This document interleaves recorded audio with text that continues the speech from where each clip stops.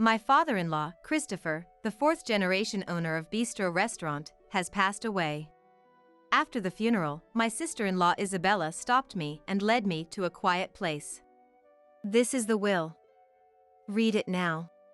I hesitated a bit as I opened the white envelope, revealing the letter inside. "Did you read it? So, the building belongs to us blood relatives. You can take the name Bistro Restaurant and the 2 employees, but leave everything else." In other words, she meant this. The land goes to the blood relatives, so you have to run the restaurant elsewhere. This was properly written by Dad, so follow it. Oh, and you can have the signboard too. As I stood there in shock, my husband Duncan arrived. Without acknowledging him, Isabella spat out her final words. "You were just here to take care of Dad. Thanks for making the restaurant somewhat bigger." Duncan didn't reproach Isabella. Instead, he handed me another envelope. Inside was a signed divorce application. Her words were no lie. Abandoning me was probably part of the plan from the beginning. "Thanks for your hard work." I was astonished by their thoroughness. No more words were needed. "Thank you for your hard work." It was a purely business-like statement, devoid of any heartfelt emotion. Our second meeting was by chance. "Helen?" I turned around when called. There stood Duncan, whom I had studied with in college. "Duncan? Long time no see." How long had it been since we last met? "What are you doing here?" "I'm here for work. I had some business to take care of." It was almost 10 years since we had become working adults. That meant it had been that long since I had last tasted that food. Duncan's family ran a historic restaurant, and he often invited me to eat there during our school days. "How is your dad and the others doing? Are they doing well?" "Oh, I guess they're fine. I haven't been home recently, so I don't know." His vague response made me a little suspicious. Now that he mentioned it, what was he doing here? I had thought he was training to take over the restaurant, but apparently, that wasn't the case.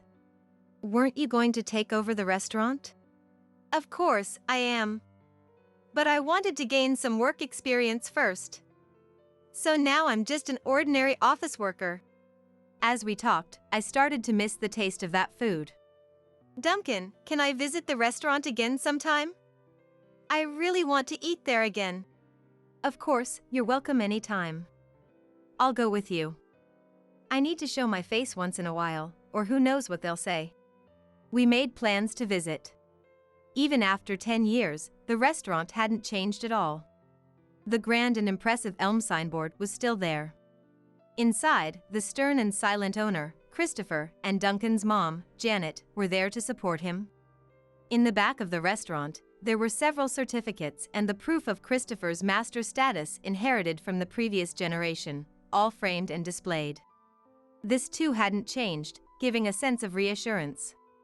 I thought they wouldn't remember someone like me, just an ordinary customer, but Janet approached me and said, "Long time no see."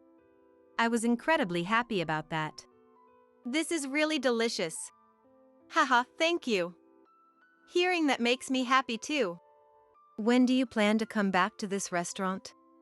"Actually, I was thinking it might be soon. Dad is getting old, and I've been thinking about expanding the restaurant. I also want to help with the restaurant." "What did you say?" "If it's not a bother, please let me help too." It was undoubtedly my true feelings. Reuniting with Duncan after 10 years, experiencing the same great-tasting food even after a decade, and seeing Christopher and Janet preparing it. I was moved by all of it. That's why I genuinely felt, even if it was a momentary emotion, that I could give up everything now. It also meant entrusting my life to Duncan. "So, that means?" "Yes. Please, go out with me." He spoke passionately about his dreams. Once he took over the restaurant, he wanted more people to taste the food. I was genuinely attracted to his vision, and eventually, we ended up together. "I heard this area is going to be redeveloped. Is that so?" "Well, it must be hard to run a business here." I overheard customers talking in the seating area. It was unclear whether it was just a rumor or the truth, but indeed, being far from the city, it was hard to say there were many customers. Anyway, after getting married, as I told Duncan initially, I quit my job and started working as an assistant at Bistro Restaurant. I received warm guidance from my father-in-law, Christopher, the chef, and my mother-in-law, Janet, the accounting professional, and did everything from customer service to accounting, kitchen chores, and cleaning. It was all possible thanks to the staff. I learned various things I had never encountered before from Karina, who excelled in customer service, and Elliot, who managed everything from inventory to the website. Bistro Restaurant was built on the exceptional teamwork of these four elites. I thought my job for the time being was to support them. Soon after getting married and starting to work at the restaurant, Janet fell ill. "I'm sorry, Helen. I wish I could teach you closely, but it seems difficult now." "Please don't apologize. I will try to learn as much as I can as quickly as possible." "Thank you. So, Duncan, Isabella, I'm not forcing you, but could you two help out at the restaurant now?" We had a small family meeting. Isabella, my sister-in-law, had a part-time job. I had met her several times at the restaurant, but I heard that none of her jobs lasted long, and she kept changing jobs. The reason she wasn't working at the restaurant was probably that. She responded to Mom's words. "I like my current job, so I can't help immediately. But don't worry about the future. I will manage this restaurant properly." Duncan followed her. "I can't help immediately either. But as Isabella said, we'll come back here someday." After taking in their words, Janet simply said, "I understand." It sounded as if she hadn't expected anything from the beginning. There must have been similar conversations in the past. At that moment, I realized something. These two have no intention of helping with the restaurant now. Duncan had passionately talked about the future of the restaurant that day. Now seemed like the perfect time, but he didn't choose it. Though I hadn't concluded yet, I could sense something from their inconsistent words and actions. Anyway, I couldn't rely on others forever. I quickly became part of the well-coordinated team. However, I wanted clarity due to the lack of decisiveness. That night, I talked to Duncan. "Why didn't you say you would help? It's a chance to expand the restaurant." Then he said something he had never mentioned before. "Well, I don't like how strict those two are. Isabella probably feels the same. We're not the type to make an effort." Indeed, he was lax with time and promises and didn't get along with Christopher's strictness, which was the exact opposite of his character. But it's hard to imagine the restaurant could have been managed without that strictness. Denying it entirely wouldn't lead to expanding the restaurant. "So, when do you plan to get involved?" "When Dad retires, I guess." How much did he understand that it would be too late by then? I tried to persuade Duncan for about an hour, but I didn't feel any progress. After working at Bistro Restaurant for several months, I realized something. Christopher was indeed a silent person, rarely speaking. I only heard his voice for work-related matters. He always seemed unhappy, and I couldn't help but feel a sense of unease, but Karina and Elliot supported me. "Don't worry, he's not angry. He doesn't get angry often." "Actually, I think he likes you. He was much scarier with me." They comforted me in many ways. When Janet was feeling well, she taught me in detail about the management. "Helen, you have a good memory. It must be thanks to my previous job. And also because you're teaching me so thoroughly, Janet. You say such nice things." Fortunately, since I worked in the accounting department at my previous job, the terms came easily to me. Janet was also a great teacher, so I could feel myself improving. However, that environment didn't last long. Janet's condition worsened, and Christopher developed osteoarthritis. It was in his right knee. At this rate, the restaurant's survival was at risk. So, Karina, Elliot, and I discussed and decided to ask Duncan and Isabella for help again. Therefore, Duncan, Isabella, can you support us? said Karina. I ask as well. At this rate, the restaurant could close any time. Neither Karina nor I want that, and you wouldn't want that either. I'm sorry, but it's still difficult. I understand your feelings. I'll definitely take over someday. How much did they think they needed to learn by then? Anyway, their response was cold, and they declined with a vague and suitable reason again. Additionally, Isabella added, I'm busy with work, so please take care of Mom as well. She outright said to leave everything to me, putting me in a position where I had to manage the restaurant and take care of Janet. What are you talking about? I'm not saying you have to take care of your parent, but are you really going to leave everything to Helen? I can't help it. I'm busy. Helen has been with us longer, so she can handle it, right? Elliot was too shocked to say anything. You know, from our past experiences, we knew it was useless to argue with these two, so we worked even harder to maintain the restaurant as it was. I didn't mind taking care of Janet.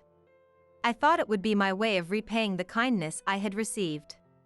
However, despite my care, Janet passed away. I couldn't stop crying, wondering if I had repaid her enough. That led to Christopher also becoming both physically and mentally exhausted, to the point where he couldn't walk properly. It was understandable, losing his lifelong partner. Anyway, I took over Janet's role of managing the restaurant's finances. Then, Duncan finally decided to join us. Dad can't move anymore. I'll join you soon. It was an extremely welcome offer. However, when we started, he did nothing but sit around and make comments. Wouldn't it be better if we did this differently? He talked a lot but never actually worked. Gradually, he started saying things like, if I were the manager, I'd do this, or let's hire young part-timers, which were unreasonable. He didn't cook or plan to run the restaurant, which only made the atmosphere worse. After a while, Isabella also started showing up at the restaurant more often, mocking the three of us who were working hard. I remembered what Duncan had said before. Isabella hates studying and making efforts, and she also looks down on people who do. That was exactly the relationship between her and us now. Moreover, she only came when Christopher wasn't around, making it even worse. Helen, don't worry about it. Let's do our best to manage on our own. Thank you. Then the three of us started learning things outside our usual roles.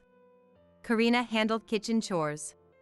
Elliot learned various aspects of customer service and accounting. I learned everything from cooking to presentation from Christopher.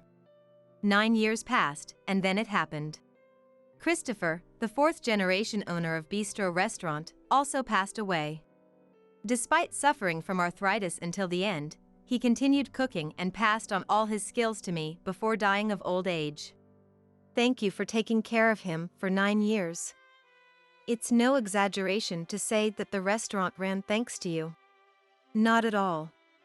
It was thanks to you too and Christopher that I could hang on even in that environment. Regular customers attended the funeral, creating a solemn yet warm atmosphere to honor his achievements. But there was one person who ruined it. Helen, can I talk to you? After the funeral, Isabella stopped me and led me to a quiet place. This is the will.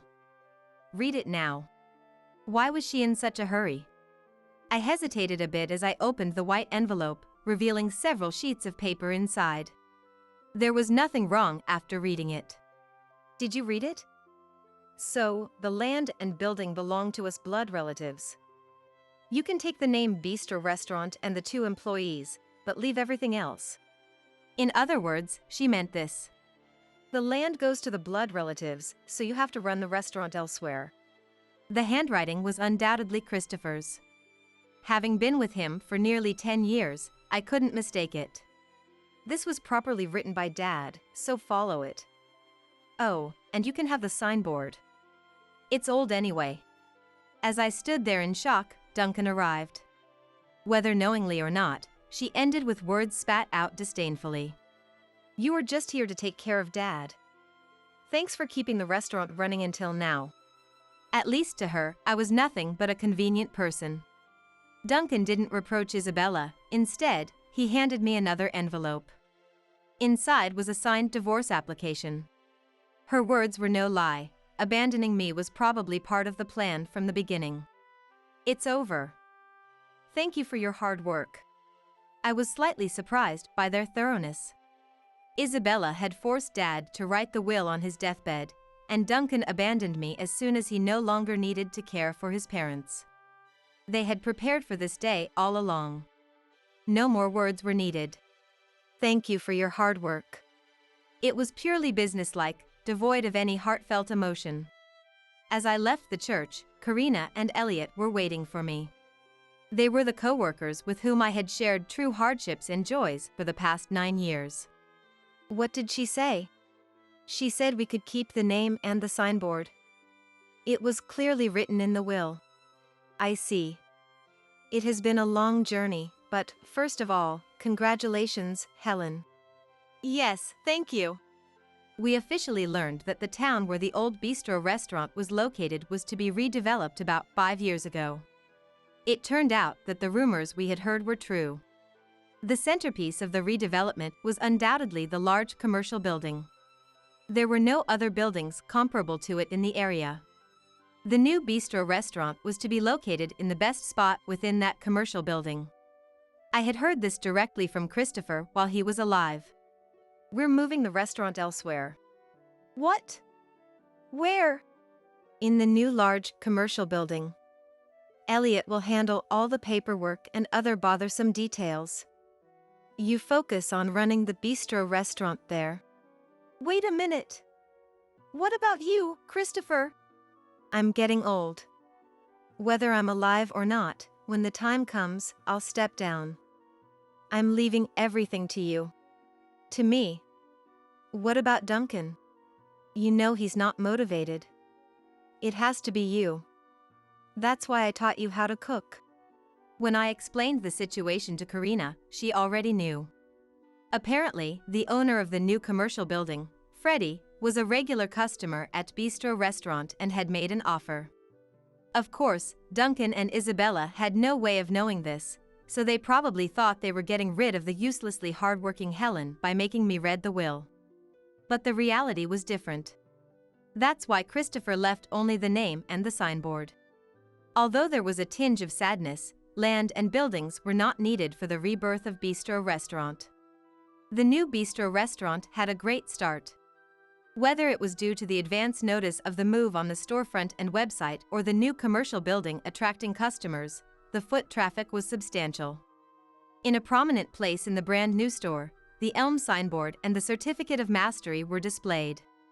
I had finally become the 5th generation owner of Bistro Restaurant. However, some people who didn't know about it were not happy. During the busy hours of the first day, the phone wouldn't stop ringing. I need to talk to you. Well, I don't. I'm busy, so I'm hanging up. Wait.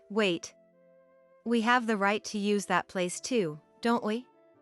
After all, we're the biological children. I had an instinct that this was going to be troublesome. Fortunately, it was easy to guess what they wanted to talk about, so it was best to nip it in the bud early. I'll arrange a meeting with our owner and the 3 of us, so let's settle it then. Goodbye. We had legitimate rights. It was only right to use them. A few days later, the 5 of us, me, Elliot, Duncan, Isabella, and Freddie, sat down together. Duncan and Isabella's claim was this. Since it was originally Dad's restaurant, we also have the right to open a store in the commercial building. What surprised me even more was Isabella's words. They stole the name and signboard of Bistro Restaurant. It was outrageously shameless. Even though they were no longer family, it was embarrassing to hear. Freddie, the owner, maintained a firm stance. After all, he was the one who had made the offer to Bistro Restaurant and had signed the contract with Christopher before his death. I also received a will. It states that the legitimate successor of Bistro Restaurant is Helen. The contract conditions for leasing this tenant are someone who has mastered the craft, someone who has effectively managed the restaurant, someone who can recreate Christopher's taste, and someone who holds the name. Unfortunately, none of these apply to you." Hearing this, they had nothing more to say, and they became very quiet afterward. "If there are no further objections, we'll take our leave. The Bistro restaurant team is very busy and has graciously made time for this meeting." What happened to the original location of Bistro restaurant? It turned into some weird shop, right? Since then, Duncan and Isabella reopened the restaurant. But due to the presence of the new commercial building and various other circumstances, they quickly fell into a slump. This was some time after the so-called meeting, which was really just a unilateral assertion of rights, and the source of this information was Karina, who was always quick to pick up news. "It seems things aren't going well over there." "Is that so?" Though I responded that way, I internally thought it was no surprise. Duncan had been just an ordinary office worker until now, so his knowledge of management was almost zero. Even worse was Isabella.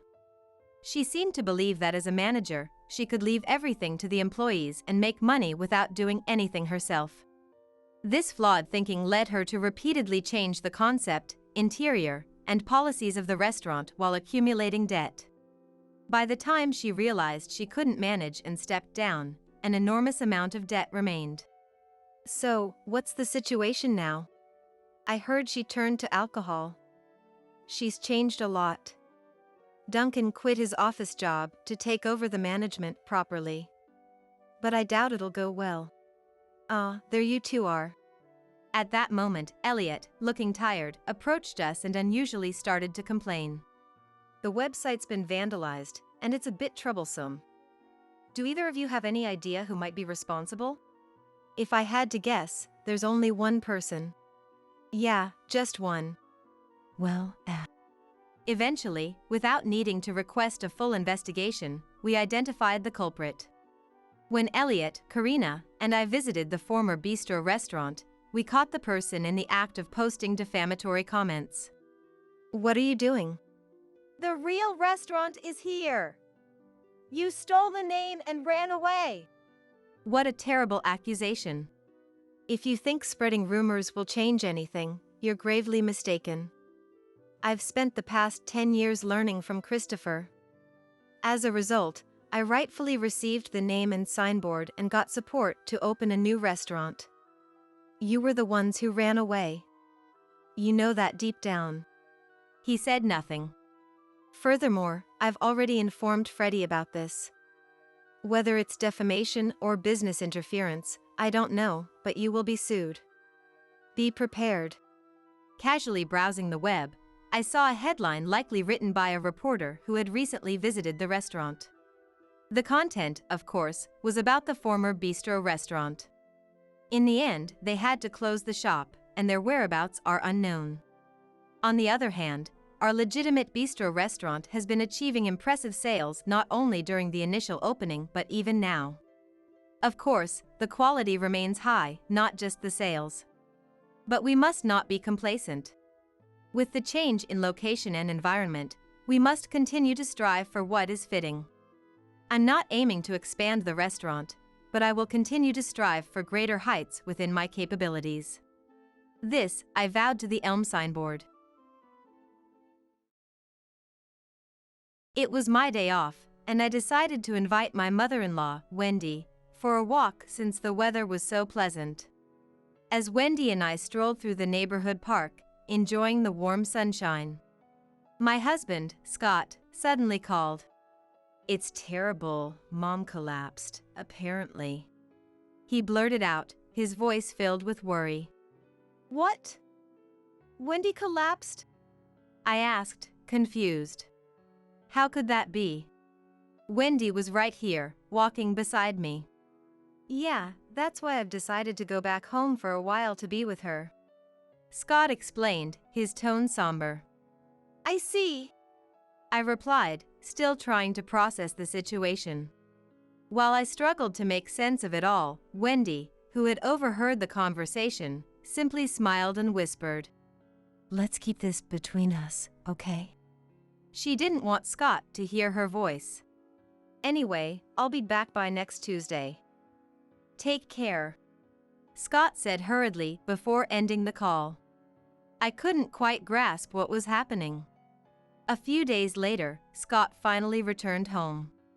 "How was Wendy doing?" I asked, concern etched on my face. "Not too well, it seems." Scott sighed heavily as he sank into the couch, his expression grave. "The time we have left with Mom might be limited," he added, his voice barely above a whisper. "I understand." I nodded, my heart aching for my husband. Since then, Wendy and I had been in regular contact, making various preparations without Scott's knowledge. Unaware of our secret, Scott muttered, What a predicament! as he started fiddling with his smartphone. At that very moment, Will you marry me?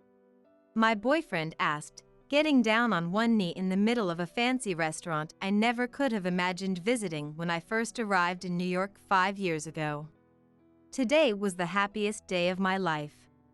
I knew in my heart that this was the man I wanted to spend my life with. It was a day I would never forget, a day I made a promise to myself. My name is Angela. I moved to this city after losing both of my parents. Growing up in the countryside, I was always aware of how freely I lived. So, when I first arrived in New York, I was overwhelmed by the towering skyscrapers and the sheer number of people, and I couldn't move for a while, frozen in awe and intimidation. However, having grown up in the countryside, I was unfamiliar with many aspects of city life. In my hometown, we never had the habit of locking the house when going out, and it was common to receive vegetables from neighbors rather than buying them ourselves. Of course, working in a company was also a new experience for me, and I made countless mistakes at first. "Angela, what kind of job did you have initially?" Scott asked as we enjoyed the lavish meal before us. I worked as a clerk in a commercial company. There weren't many places willing to hire me. I replied, reminiscing about my early days in New York with my boyfriend, no, my now fiancé. "Why did you switch to working at the library? Were you having trouble with your coworkers?" he inquired, genuinely curious. No, everyone got along fairly well. It's just that the company had incredibly long working hours. I explained, recalling the exhausting schedule. That makes sense. Coming to New York so suddenly, you wouldn't have known which companies were risky. Scott nodded understandingly. Exactly. And at the time, I didn't even realize that the company was operating illegally. I was just being used for their convenience, but I thought that was the norm in the city. It's scary how you can get used to things like that, I confessed, reflecting on my naivety. Back then, I was desperate for any job that would hire me. With moving expenses and funeral costs, my savings were nearly depleted, and I needed to start earning money as soon as possible. Compared to my hometown, salaries in New York were higher across the board, and with the frequent subway services, I thought I'd never have trouble getting home. But reality wasn't so kind.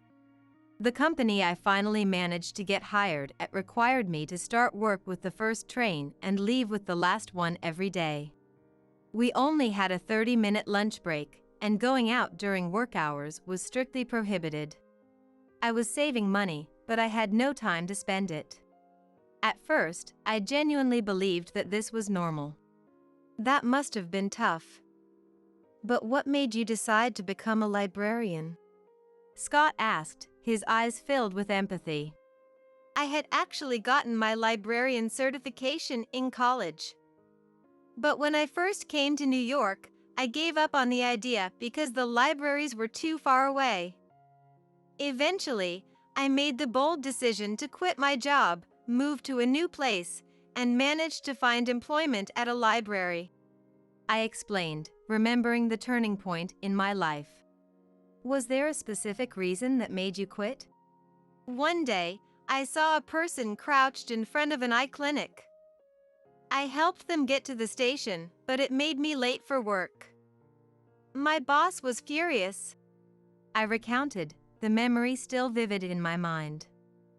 He yelled at me for about 3 hours, not just for being late but also for always working slowly and dressing sloppily, as if venting all his pent-up stress on me. The look on his face that day was so traumatic, I can never forget it. What? You were just trying to help someone, and they treated you like that? Scott exclaimed, outraged on my behalf. Yeah. That's when I realized the company was terrible, and I submitted my resignation letter that very day. I said, still proud of my decision. Your ability to take action is amazing.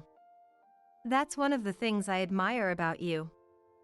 Thanks to that, we were able to meet each other. I'm so grateful. Scott smiled, his eyes full of love and appreciation. That's true. I hope that person I helped is doing well. I mused, thinking back to that fateful encounter. From the day I changed jobs and started working at the library, my life transformed dramatically. I had proper days off and could even take vacations. My colleagues were incredibly kind and patiently taught me the ropes, even though I was a newcomer. The salary was lower than my previous company, but being surrounded by the books I loved and finding fulfillment in my work brought me immense joy. After a few dates, we officially became a couple. I'm filled with gratitude for the books that brought us together. Oh, by the way, I'd like to go and give Mom the news soon. Do you have any free days coming up? Scott asked, his eyes shining with excitement. How about next Sunday? I suggested, mentally running through my schedule. Okay. I'll let Mom know then. She can be a bit strict, but she's not a bad person. I'm sure she'll accept you, Angela. No need to be nervous. He reassured me, sensing my apprehension.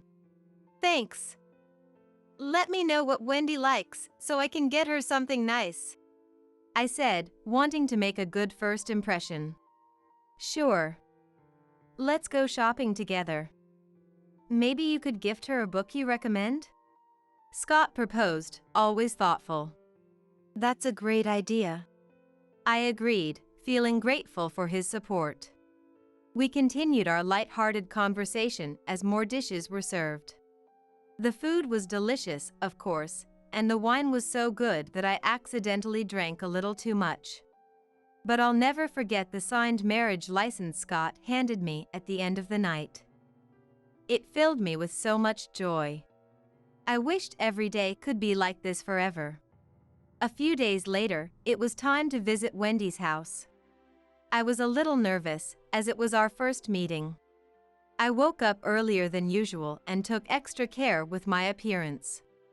Welcome. Thank you both for coming all this way. Wendy greeted us warmly as we entered her home. Thanks, Mom. This is my wife, Angela. Scott introduced me, his hand resting gently on the small of my back. It's a pleasure to meet you, Wendy. I look forward to getting to know you better. I said sincerely, wanting to start off on the right foot.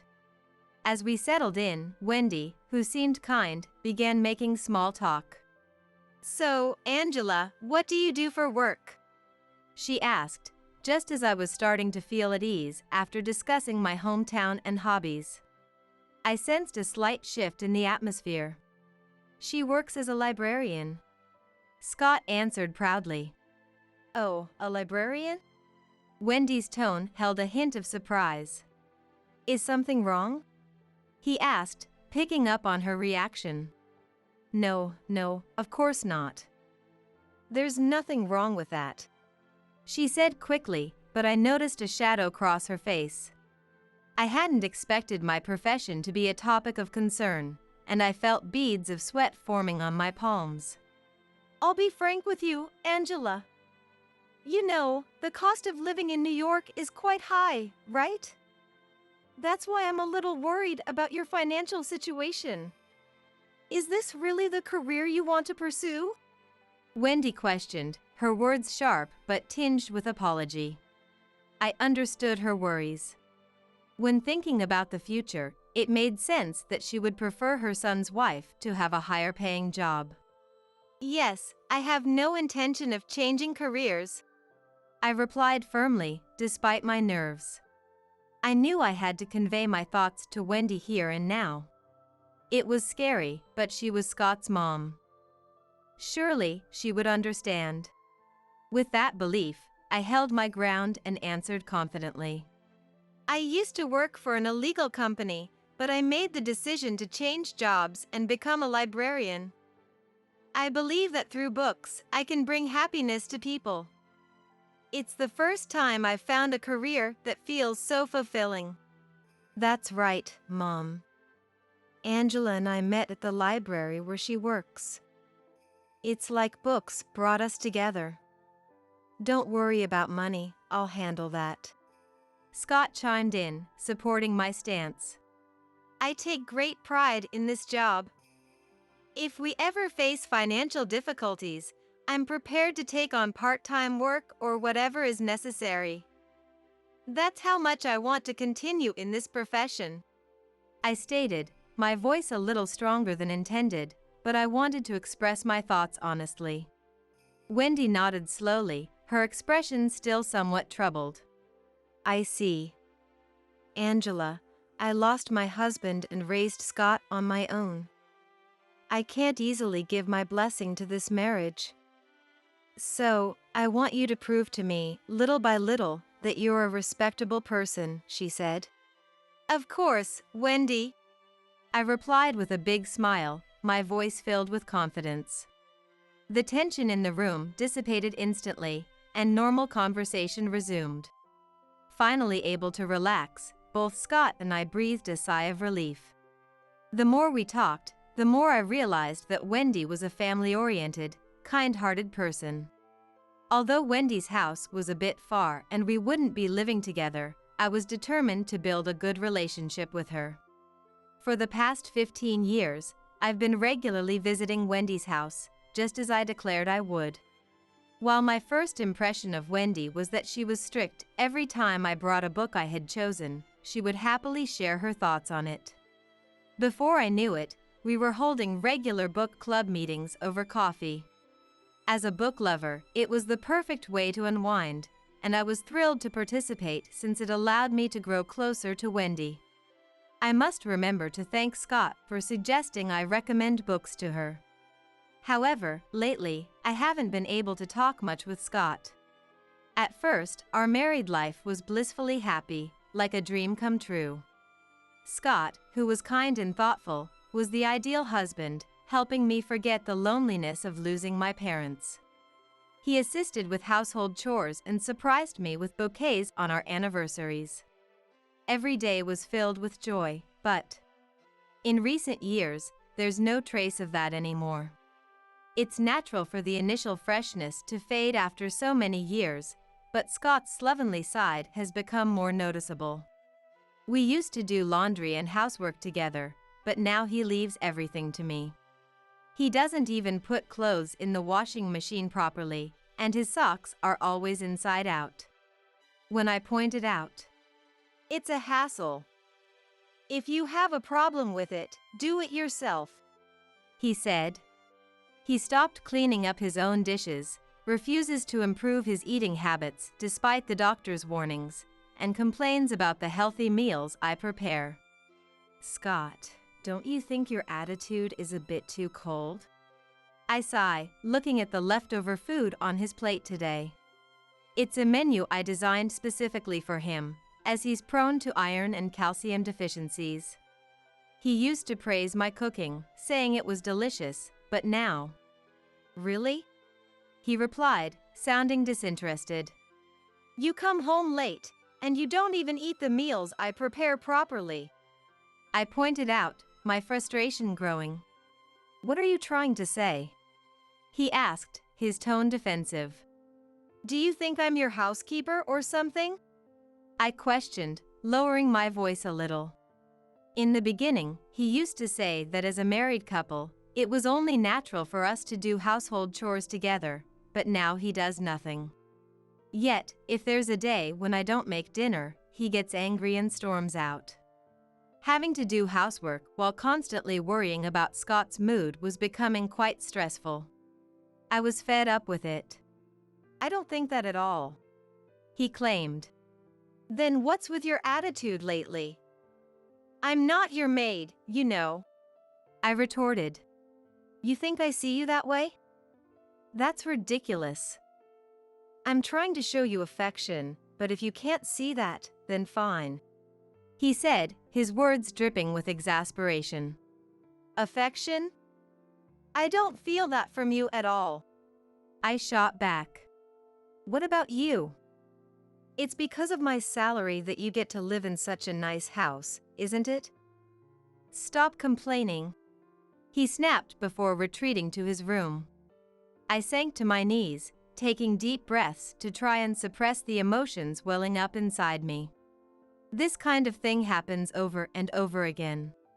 Whenever I point something out, he twists the conversation to make it seem like I'm the one at fault. We don't even sleep in the same bed anymore. Swallowing the word painful, I start cleaning up the leftover food. I wish my exhaustion could flow away with the running water. With that thought in mind, I washed the dishes alone, feeling utterly lonely. A few days later. It was a weekday, but the library was closed, so I had the day off. The weather was nice, so I decided to visit Wendy's house and invite her for a walk. Wendy agreed, and as we strolled through a nearby park, enjoying the pleasant sunshine, my phone rang. It was Scott. It's terrible. Mom collapsed, apparently, he said, his voice filled with worry. What? Wendy collapsed? I asked, confused. What was Scott talking about? Wendy was right here, walking beside me. That's why I've decided to go back home for a while to check on her, he explained. I see, I replied, still trying to process the situation. In contrast to my confusion, Wendy, who had been listening to the conversation beside me, smiled and said, Let's keep this between us, okay? She didn't want Scott to hear her voice. The atmosphere changed so abruptly that I almost cried out in surprise. Yeah. But you probably have work, so don't worry about it. Phone calls and stuff might stress Mom out, so you don't need to make any, Scott said. But don't you have work too, Scott? I asked. This is an emergency with Mom. Of course I'm going to take time off to go see her, he replied, as if it were obvious. I see. When will you be back home? I inquired. For now, I'll be back by Tuesday night next week. Anyway, I gotta go, he said hurriedly before ending the call. I clutched my smartphone tightly, staring at the ground. As I stood there in a daze, Wendy placed her hand over mine. I'm sorry, Angela. Can you leave the rest to me? She asked gently. My heart had been pounding loudly the whole time, but Wendy's words calmed me down a little, and I went home as she instructed. From then on, I kept in regular contact with Wendy as we made various preparations. Days passed, and on Tuesday night, Scott returned home, just as he had declared. I'm home, he announced. Welcome back. How was Wendy doing? I asked. Not too well, it seems. I might have to go check on her every now and then. So there might be more days when I can't come home. What? Really? Scott said, his expression grave as he sank into the couch. I responded, my voice and face showing an exaggerated level of surprise. The time I have left with Mom might be limited, and I want to cherish it. You understand, right? He asked. Of course, and actually, I'll come with you, I offered. No, I want it to be just the two of us. It's our last time together as a family. Besides, Mom didn't think too highly of you at first, right? He reminded me. That's... My voice trembled. Scott muttered, "What a predicament," as he picked up his smartphone. Seeing that, I couldn't hold it in anymore and burst out laughing, holding my stomach. Scott, you're the best, I said, still chuckling. Huh? What the hell, Angela? Mom's in critical condition and you're laughing? What kind of messed up sense of humor do you have? He snapped, clearly annoyed. Scott tossed his phone aside carelessly and stood up, approaching me with an angry expression on his face. I stopped him with my hand and opened the door to the adjacent room connected to the living room. Who's in critical condition? I asked. Huh? Mom? How? Scott stammered. None other than Wendy emerged from the room. Seeing her, Scott completely lost his composure, his face growing paler by the second. In contrast, Wendy approached Scott with a fierce intensity. What have you been doing this past week? She demanded. What do you mean? He replied weakly. As you can see, I'm perfectly fine. What have you been up to? She pressed. That's... Scott trailed off, averting his gaze from Wendy and falling silent. Of course, with a super healthy Wendy standing right in front of him, he couldn't keep lying any longer. Hey, Angela. What's going on? Did you call Mom? I told you not to because it would stress her out. Scott snapped, unbelievably trying to direct his anger at me. However, we had the upper hand, so I wasn't afraid at all. You know, when you called, I was out walking with Wendy. I explained. I showed Scott my chat history with Wendy. It clearly showed me inviting her for a walk since the library was closed and I had the day off, and Wendy happily agreeing to join me. In other words, we knew you were lying from the start. I said, my tone firm. What? But why? I thought you two weren't that close. At first, Mom even complained about your low salary, Angela. Scott said, confusion written all over his face. That was only in the beginning. I said those mean things to test Angela. Wendy clarified. Huh? Scott looked at her, dumbfounded. Even after I said those things, Angela still brought me recommended books and invited me out. That's a far cry from you, who never comes to visit. Wendy said, her tone dripping with exasperation. Scott remained defiant in the face of Wendy's words. I didn't know that. And why didn't you tell me, Angela? He asked, turning to me. I did tell you at first. But recently, you haven't been willing to talk to me, remember? I reminded him. Of course, I never intended to keep it a secret initially, but his refusal to listen to me had come back to bite him. If he had known about my connection with Wendy, things might not have turned out this way. Scott hung his head, looking utterly frustrated. His phone was vibrating, but he was too dejected to pay any attention to it. Remember how I told you that back when I was working at my previous company, I helped someone in front of the eye clinic? And that it was the catalyst for me changing jobs? I asked. I think I remember that. He mumbled. That person was me. It's a small world, isn't it? Wendy revealed, a hint of amusement in her voice. Yes, that was the biggest event that brought Wendy and me closer together. While we were having coffee and I was reminiscing about that time. Ah. Wendy suddenly exclaimed. That was me. She said, her eyes wide with surprise. Apparently, Wendy had been suffering from a complex eye condition at the time and had come to the clinic for surgery. However, after the operation, she got lost and was at a loss for what to do when someone called out to her. Since it was right after the surgery, her vision wasn't clear yet, so she couldn't see the person's face. That's why she didn't recognize me when she saw my face, but she seemed to gain certainty after hearing my story. I was so happy to meet the person who helped me back then again. That's another reason why we've become such good friends," Wendy said, smiling warmly. I was so exhausted at the time that I couldn't really see people's faces, so I had no idea it was you. I've been worried about whether you made it home safely all this time, I confessed. Thanks to you, I did. Well, right now, it seems like Scott sees me as a terminally ill patient. Maybe Scott should be the one getting eye surgery next, Wendy joked. Scott, who usually has such a condescending attitude towards me, couldn't seem to win against Wendy. He opened his mouth as if he wanted to say something, but no sound came out. At that moment, the door leading to the adjacent room opened again, and a woman's voice called out, "Scott."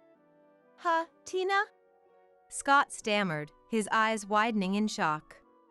"Good evening. It's been a day, hasn't it?" Tina said, smiling sadly as she faced Scott. Tina was a little younger than me, with well-defined features and a slender figure that looked great in her floral dress. Seeing her shoulders tremble slightly, I felt a strong urge to protect her. I could understand a little why Scott might have fallen for her. "Why is Tina here?" Scott asked, his voice shaking. After we parted ways yesterday, I went home and found these people there. They told me everything. You were married, weren't you? Tina said, her tone a mix of hurt and accusation. "How did you find out?" Scott mumbled, avoiding eye contact. "I hired a private investigator to look into everything over the past week," Wendy explained. A week ago, right after I hung up on Scott's call, Wendy sent me home and immediately headed to a detective agency. She told them she wanted them to investigate her son's infidelity right away, no matter how much it cost. As a result, evidence was quickly gathered, and they were able to identify Tina's home and contact her. "Scott, you got along well with my parents too, didn't you?" "My mom and dad are furious." "Of course, I am too. I brought them here today because I wanted to resolve this issue," Tina said, her voice trembling with emotion. According to the investigation, Tina was apparently a client at Scott's company, and they both fell in love at first sight, as she told us herself. Tina didn't know Scott was married, and she apologized, saying that if she had known, she never would have gotten involved with him.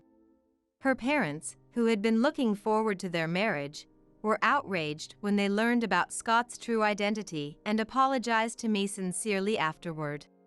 Tina and her parents had done nothing wrong, yet they apologized to me, which made my heart ache and fueled my anger towards Scott even more. That's why I also apologized to Tina and her parents and suggested that we come here today. So, Scott's infidelity has been completely exposed. I'll give you a lawyer's contact information later, and you can handle the rest through them, I said, my voice steady despite the overwhelming emotions. "How do you plan on surviving without me? The cost of living has skyrocketed compared to the past. You can't live on your salary alone." Scott glared at me, his anger palpable. I felt my body tense up a bit, but Wendy stepped in front of us as if to shield me from his wrath. Actually, I've started something recently, Wendy said, showing Scott a screen on her smartphone. "Huh? What's this?" He asked, confusion written all over his face. "I've started investing in real estate lately. It's been incredibly profitable. That's why I could afford the high costs of hiring a detective," Wendy explained, a hint of pride in her voice.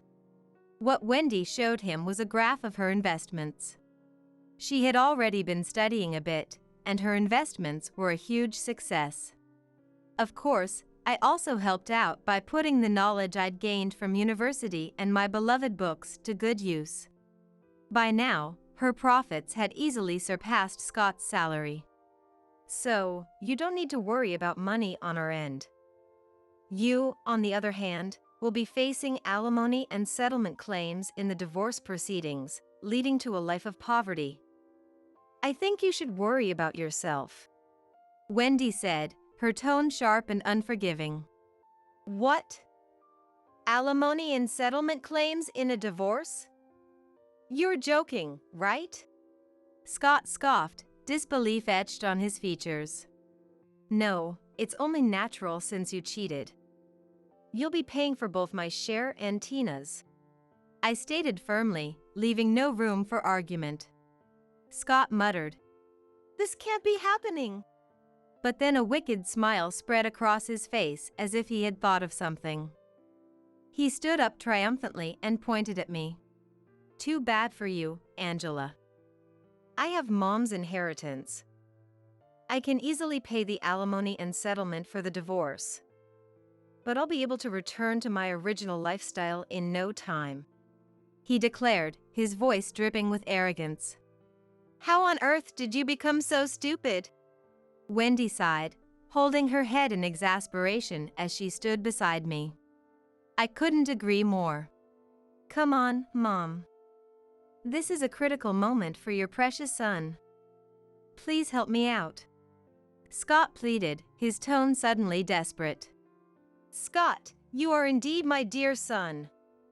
But I don't remember raising you to do such inhumane things," Wendy said, her voice filled with disappointment. "What?" Scott's eyes widened in shock. "I'm cutting ties with you. From now on, you'll have to live on your own," she announced, her words like a hammer striking the final blow. "You can't be serious. What about the inheritance then?" he asked, grasping at straws. "I'm thinking of giving it to Angela," Wendy replied, her voice unwavering. I couldn't help but exclaim. What?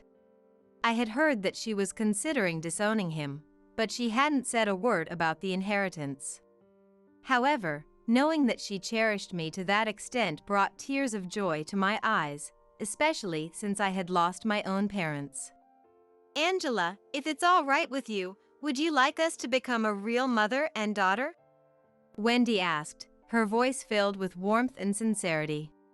Those words made my body feel hot with emotion.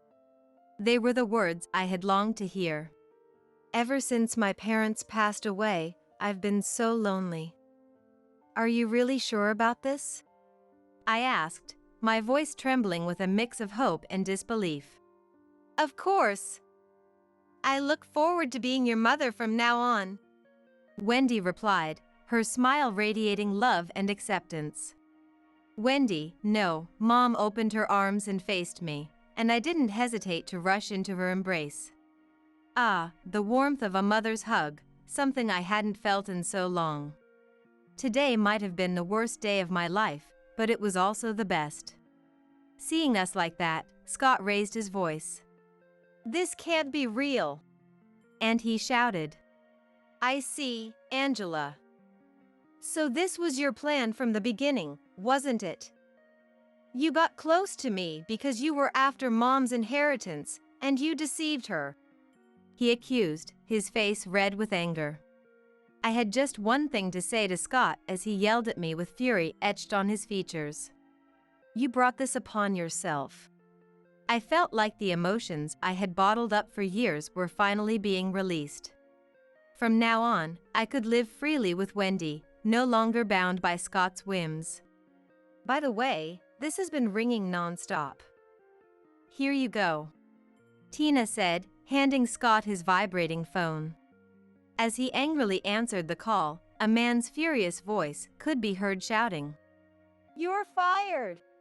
Trouble with a client? Marriage fraud? There must be some mistake." Scott stammered, his face turning pale as he desperately tried to explain himself, but he was quickly cut off, leaving him helpless. In front of a completely deflated Scott, only Tina stood, smiling just as she had at the beginning. Tina, you're on my side, right? Scott pleaded, reaching out to her as if she were his last hope. But Tina swatted his hand away. Scott, I went through a terrible divorce in the past, and I truly believed that this time I could find happiness, she said, her voice filled with disappointment and hurt. Tina, Scott whispered, his eyes wide with desperation. But it turns out you were just the same as my ex. I'm the one who reported you to the company. Goodbye, Tina declared before heading towards the front door. Wendy followed after her. I handed Scott, who must have been facing true despair, the divorce papers I had signed, and then I left the house. After that, Scott seemed to have surrendered, and the divorce was finalized surprisingly easily. After receiving a hefty alimony payment from the divorce settlement, Wendy and I moved into an apartment to avoid any potential attacks from Scott. I heard rumors about how Scott was doing afterwards, apparently struggling to find a new job. It's no wonder, since we had spread the word about his misdeeds, making it difficult for him to find employment in the same industry. I hope he's living a life of poverty now. Good morning, Wendy. I greeted her with a smile. Good morning, Angela. It's a beautiful day, isn't it? She replied, her eyes twinkling with joy. How about we have a picnic in that big park? I suggested, feeling the warmth of the sun on my skin. That sounds lovely. Shall we make some sandwiches to take with us? Wendy proposed, already heading towards the kitchen. Meanwhile, I was living peacefully with Wendy in our apartment. We studied real estate investing together and frequented the library. On our days off, we would go out, share our thoughts on books, and enjoy the leisurely pace of life. Our investments continue to be successful, and Wendy's savings keep growing. Spending time with my beloved books and my dear Wendy, I am truly happy now. Right.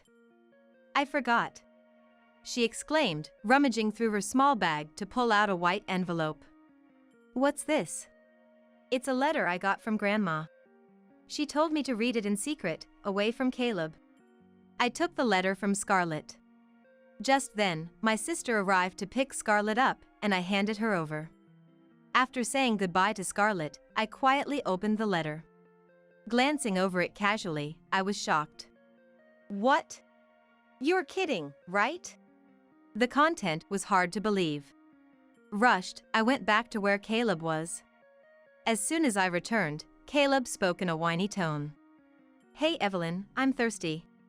Could you get me some juice or something? Ignoring his request, I swiftly flipped back the comforter and reached for Caleb's pants. What? Evelyn? Without hesitation, I pulled down his pants. What the heck are you doing all of a sudden? Caleb yelled, hastily trying to pull his pants back up. I sighed at the unfolding scene.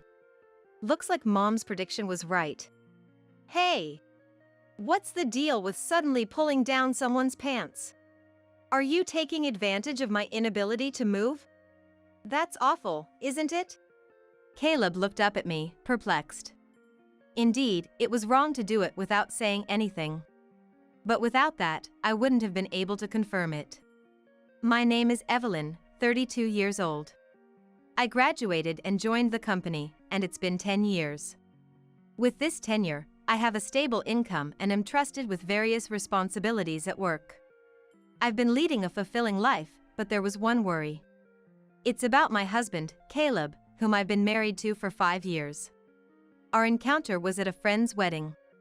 We just happened to sit at the same table. Ah, weddings are wonderful, aren't they? Really, they both look so happy. We didn't talk much, but I was impressed by how genuinely happy Caleb seemed for the bride and groom. Later, through a friend, Caleb made the first move, and we started dating smoothly. I want to marry you. After Caleb's straightforward proposal, we got married. The surprise came later. What? You've been divorced before? And you have a child?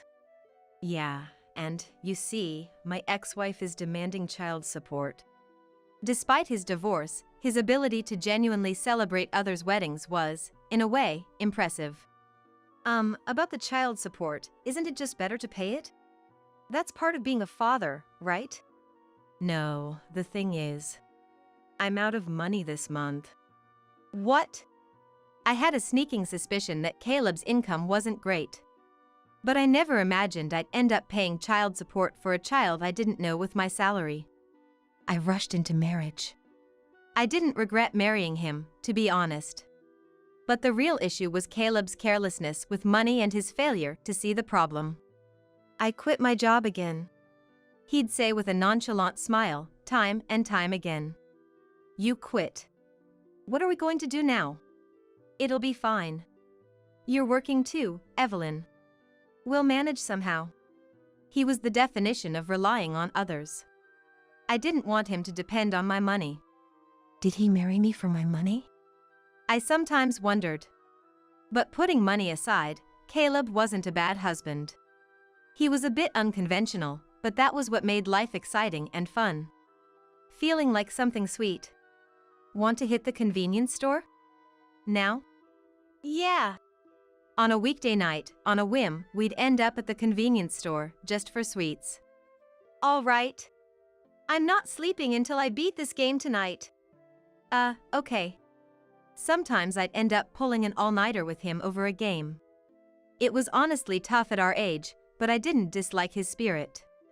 That's why I couldn't leave Caleb, despite his financial irresponsibility and job instability. He wasn't cheating, at least. I thought, as I let things slide, and before I knew it, here we were. But then, just the other day, I saw it. An unknown young woman sitting in the passenger seat of Caleb's car. I, who had prided myself on believing he would never cheat, felt like I'd been hit over the head from behind. The shock of Caleb's potential infidelity amidst my complete trust. Should I confront him directly or act covertly? After much thought, I consulted my sister.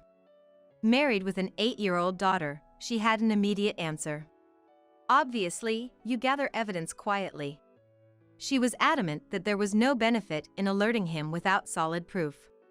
So, following her advice, I focused on gathering evidence. Eventually, it became clear that Caleb was frequently seeing a woman. Her name is Abigail. She was the daughter of the owner of a private clinic where Caleb was a client. They mostly met on Thursday afternoons, driving around in Caleb's car. And I managed to capture them entering a hotel together several times. I thought he was honest about women at least. Disappointment hit me before anger. Married life wasn't unpleasant, but it wasn't easy either. In addition to the child support, I found out about his debt. Both were from before our marriage. Things I should have known about or were none of my business. He married me without disclosing these facts. Wasn't it almost like being deceived?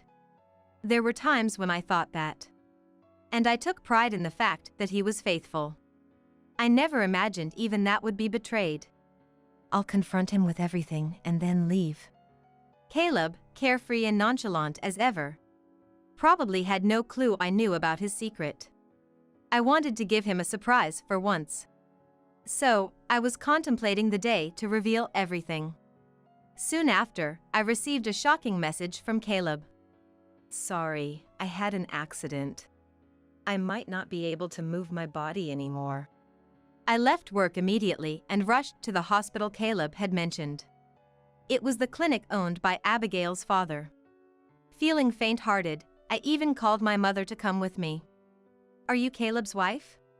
Please, this way. I never imagined meeting this person under such circumstances. The one guiding us at the reception was Caleb's affair partner, Abigail. I had seen her face several times from behind or in profile over the past few months, but facing her directly like this felt surreal. Led to the room, I found Caleb lying in the bed. Caleb! Oh, Evelyn.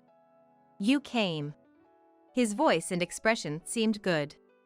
My mother and I exchanged a relieved look. The message had startled us, but he seemed to have only minor injuries. What a relief, I thought. But then, the doctor's next words left me speechless. There's a high possibility that Caleb has become hemiplegic. Hemiplegic? It means, in Caleb's case, the right half of his body might not move anymore. Is there no chance of recovery? The doctor closed his eyes as if in deep thought. It's difficult. Then said. I found myself sobbing uncontrollably, supported by my mother. After calming down a bit, Caleb began to speak hesitantly. This hospital, because of its facilities, can't accommodate long-term patients, so I'll be sent home. But what about thorough examinations? Your right side isn't moving, right? There could be other reasons. Well, I'm tired from the accident today. We'll revisit this. Caleb's words, somewhat hesitant, worried me, but I didn't want to push him. Reluctantly, I had my mother help me take Caleb back to our apartment. After laying Caleb in bed, I went out to the entrance to see off my mother. Sorry for the sudden call today. Thank you. It's okay. But it seems the timing to confront him about the affair has vanished. Indeed. What will you do now? If Caleb is truly hemiplegic, I can't abandon him just because he cheated. I'll think about it. Remember, you're the most important to me.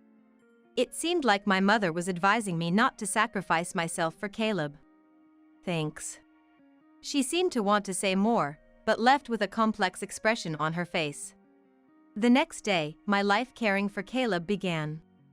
Although he was hemiplegic, the other side of his body worked, so the need for care was less than I expected. However, soon, taking care of Caleb's mental health as he couldn't go outside became more challenging. I'm just so bored. Surprisingly, he didn't complain much about his immobility, but his frustration seemed to stem from boredom. He would summon me frequently for trivial things, like wanting juice or needing his back scratched. These were minor tasks, but the constant demands wore me down. During such moments, my sister's daughter, my niece Scarlett, suddenly decided to visit our home. Scarlett and Caleb hardly know each other. Why she would visit under these circumstances was initially a mystery to me. When I asked my sister why, her reply was nonchalant. Obviously, because I am worried about you. Even Scarlett at 8 years old is concerned about you. That's sweet of Scarlett. I'd join if I could, but I'm swamped with work, and it's all I can do to arrange transportation. Mom seems busy too, but at least with Scarlett around, Caleb won't be able to throw tantrums in front of a child. Her prediction was spot on. With Scarlett present, perhaps due to his male pride or just plain embarrassment, Caleb drastically reduced how often he called for me. This gave me a chance to chat with Scarlett about school life, the latest elementary school trends, and all sorts of girl talk. But why does enjoyable time always fly by so quickly? As evening approached, it was time for Scarlett to leave. My sister called to pick her up, and though it was hard to part, it was time to say goodbye to Scarlett. Okay, Scarlett. Your mother will be here soon, so let's wait outside. Okay. As we headed to the entrance, feeling the reluctance, Scarlett suddenly seemed to remember something. Right. I forgot. She rummaged through her small bag and pulled out a white envelope. What's this? It's a letter I got from Grandma.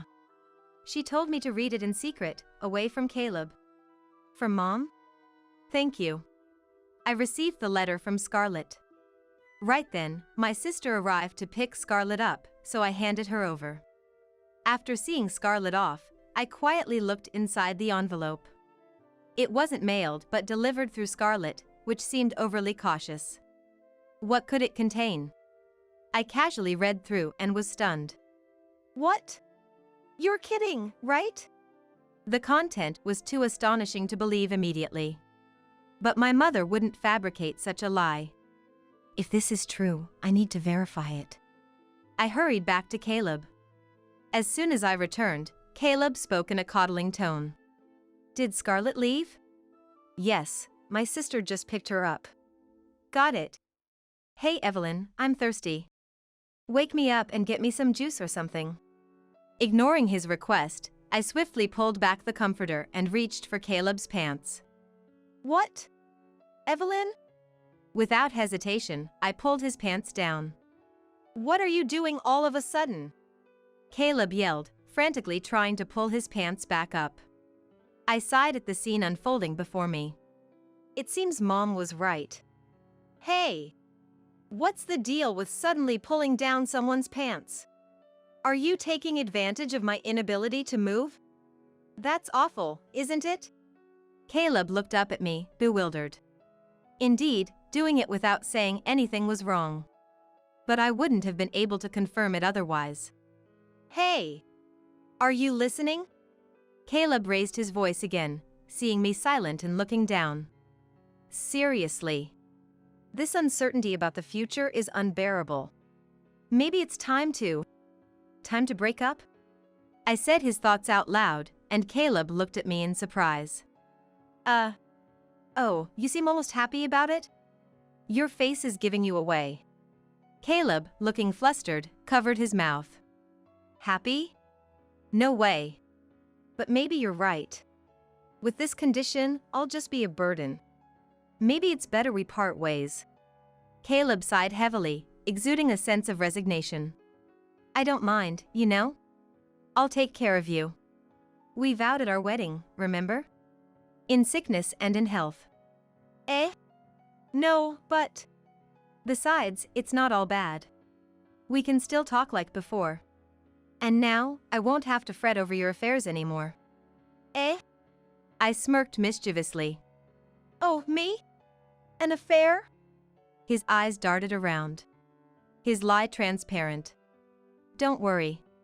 You may have been capable before, but now, you can't move by yourself. You won't be able to cheat anymore. Now you're all mine.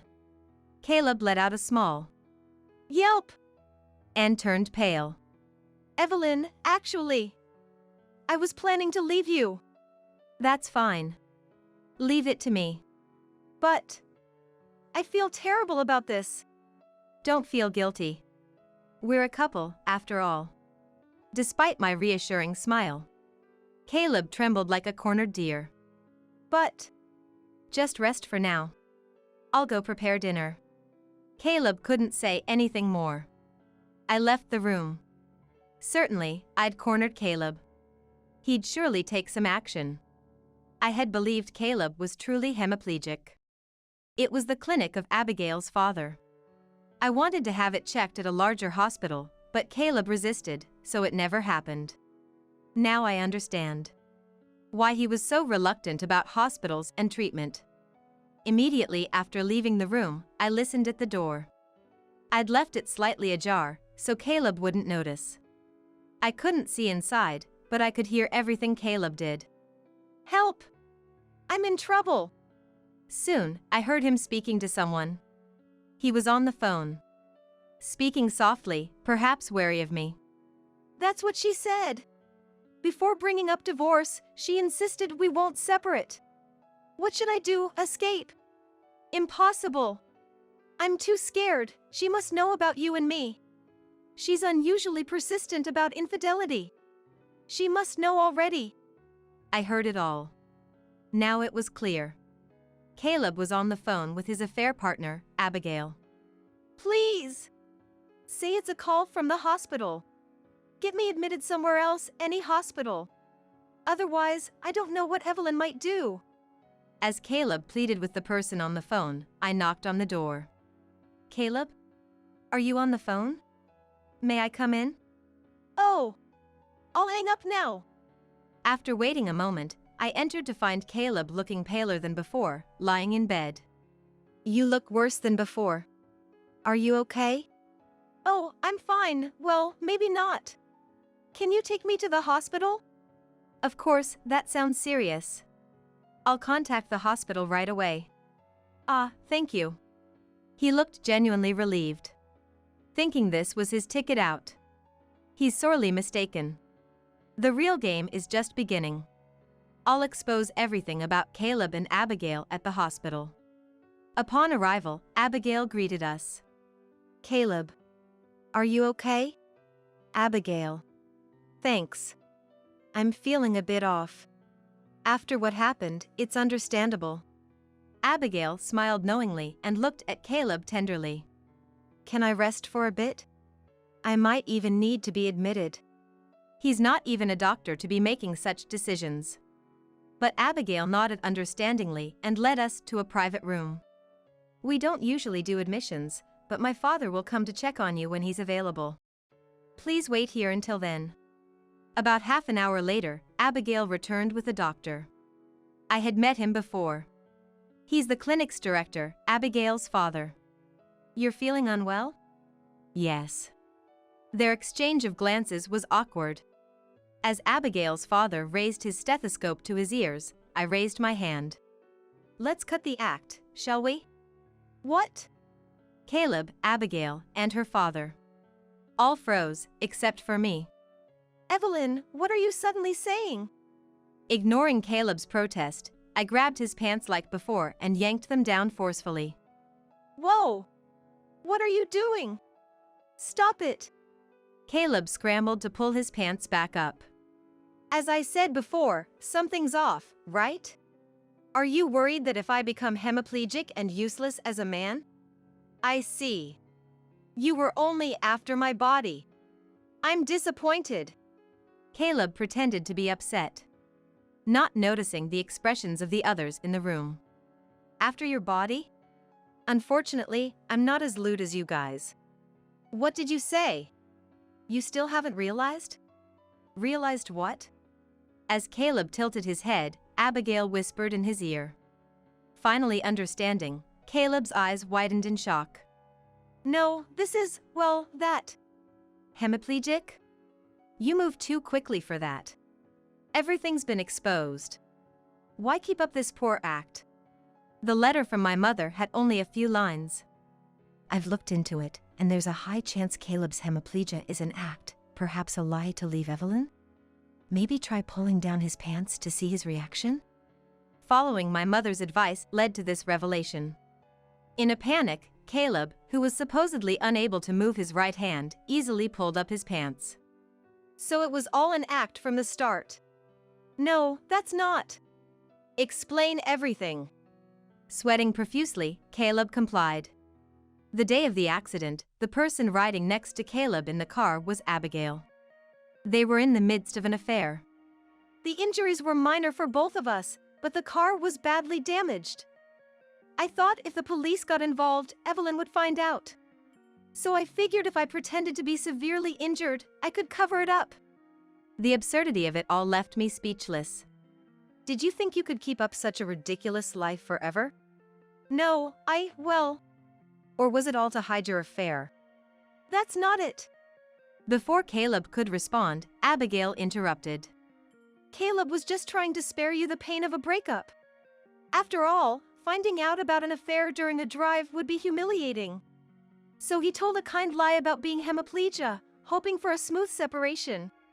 Kind? How is cheating with someone much younger than himself, and then lying about it, kind? Stop it. Our love is real. Abigail said this proudly, but Caleb, shrinking in the background, looked like his elaborate lie had caught up to him. Is that so? Then you should have been upfront about it. Right, Abigail's father? Abigail's father flinched. His forehead glistened with more sweat than Caleb's. Well... The moment I realized the hemiplegia was a lie, I had a lot to say to you. Me? What might that be? Abigail's father looked at me with a forced smile.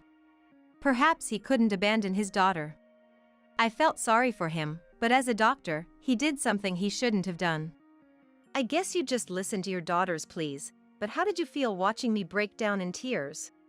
Don't you have any professional pride? Wasn't it empty to go as far as forging a medical report? Abigail's father seemed to catch his breath. He began to speak, carefully choosing his words. That wasn't forgery. It was a diagnostic error. How could such an obviously healthy man be mistakenly diagnosed as hemiplegia? He probably wanted to insist it was a mistake, not malicious forgery. Well, as for me, it doesn't really matter. Fortunately, I have relatives in both the medical and legal fields, so I'll be consulting with them. What? You can't. Abigail's father's complexion changed. Understandably so. For a private practitioner, reputation and client reviews are crucial. If it became known that he dirtied his hands as a doctor just to unite his daughter with her affair partner, the clinic's reputation would undoubtedly hit rock bottom. Please, have mercy. There's no mercy here. I'll have my lawyer discuss the details with you later. Since Caleb seems to be in good health, please go back to your duties. He was hardly in the state of mind for work, but it was true that other patients were waiting. The calls of the nurses had been audible for a while. Yet, Abigail's father, who had been reluctant to leave, was finally forced out by me, barely able to walk, and exited the room. That left Abigail, Caleb, and me. In the silent room, I reconsidered the situation. On the day of the accident, Caleb was with Abigail, engaged in their affair. Right after the accident, given the proximity to the scene, they sought medical attention at Abigail's father's clinic. Perhaps it was then that Abigail conceived the idea. Could she keep Caleb for herself this way? It's unclear if Caleb had contemplated divorce, but it's unlikely all this was just to conceal an affair. It's more probable that Abigail persuaded him. For Caleb, who always wanted to quit his job, the allure of a doctor's daughter, a sign of wealth, was irresistible. Moreover, claiming hemiplegia would serve as an excuse to leave his job. He probably thought that if he used this as a pretext to break up before the affair was exposed, everything would neatly resolve. But that was a flawed plan from the start. I knew about their affair even before Caleb's accident. Though I lost the opportunity to confront them amidst the confusion of the accident, now that their lies were exposed, I had all the leverage. There was plenty of evidence. Well then. I looked slowly at the two of them. Caleb was sitting on the bed, and Abigail stood beside him. Regarding what comes next, I want a divorce. Surprised by my statement, Caleb and Abigail exchanged looks. A divorce, is that okay? Okay or not, I've known about your affair for a long time. I've been preparing to leave since then. Caleb looked conflicted, and Abigail's eyes sparkled. So Caleb and I can be together. We don't have to meet in secret anymore.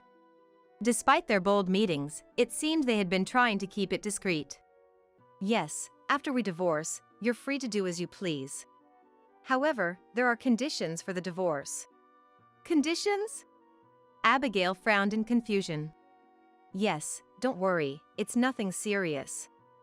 First, I'll be seeking compensation from both Caleb and Abigail. Additionally, there will be no division of assets. I'll be keeping all the savings. That's all. Isn't that a bit unfair, Evelyn? Unfair? Have you forgotten that for the 5 years we've been married, I've covered most of our living expenses? That alone is more than the savings. Caleb, notorious for his laziness, has never held a job for long. His income was unstable and significantly lower than his peers.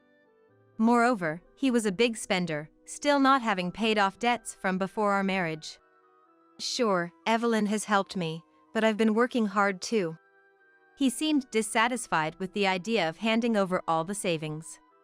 Caleb stuttered and struggled to find the right words.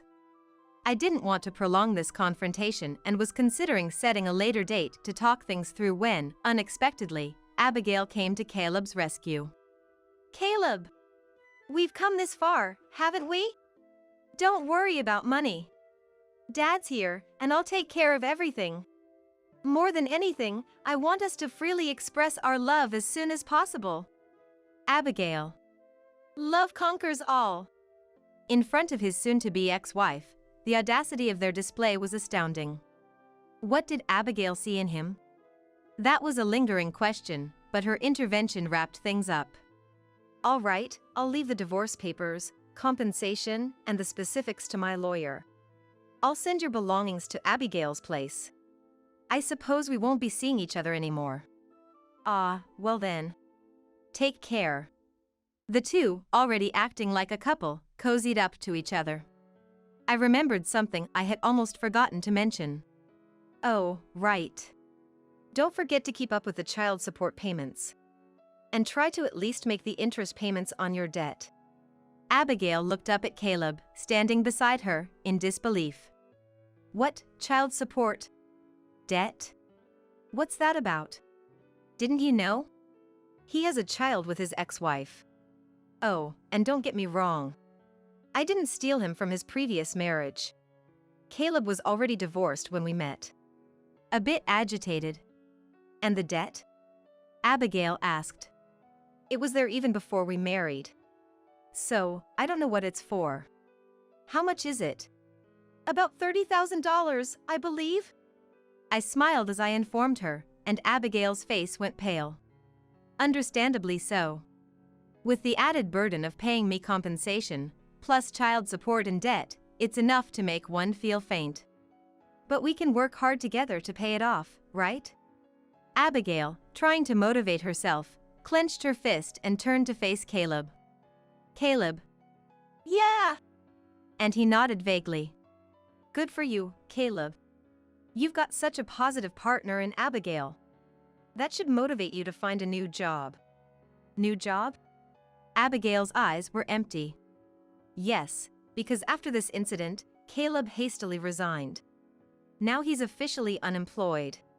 He has no qualifications, so getting a full-time job might be challenging. But love conquers all, right? You'll manage. Abigail muttered under her breath.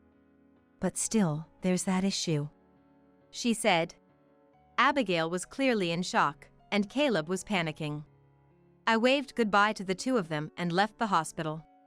Later, the divorce was finalized without issue. To my slight concern, Abigail's father paid all the compensation, probably fearing that I might spill everything. Considering the potential fallout if this incident became public, he probably thought it was a small price to pay. This cleared all obstacles for Caleb and Abigail. However, they didn't remarry immediately. Caleb was pushing for it. Right away. But, well, maybe. Abigail was hesitating. Furthermore, the two of them were constantly fighting, with Caleb never finding a job and Abigail reluctant to make their relationship official. Even if you think someone is your destiny, it's understandable to hesitate when faced with such a hopeless case. In my situation, by the time I realized everything, I had already grown too attached to Caleb. If it wasn't for that, I would have left him much sooner. Thanks to all this, I'm now enjoying a peaceful life for the first time in a while. At first, I thought I might feel lonely. Caleb, despite his many problems, was good at entertaining and pampering people.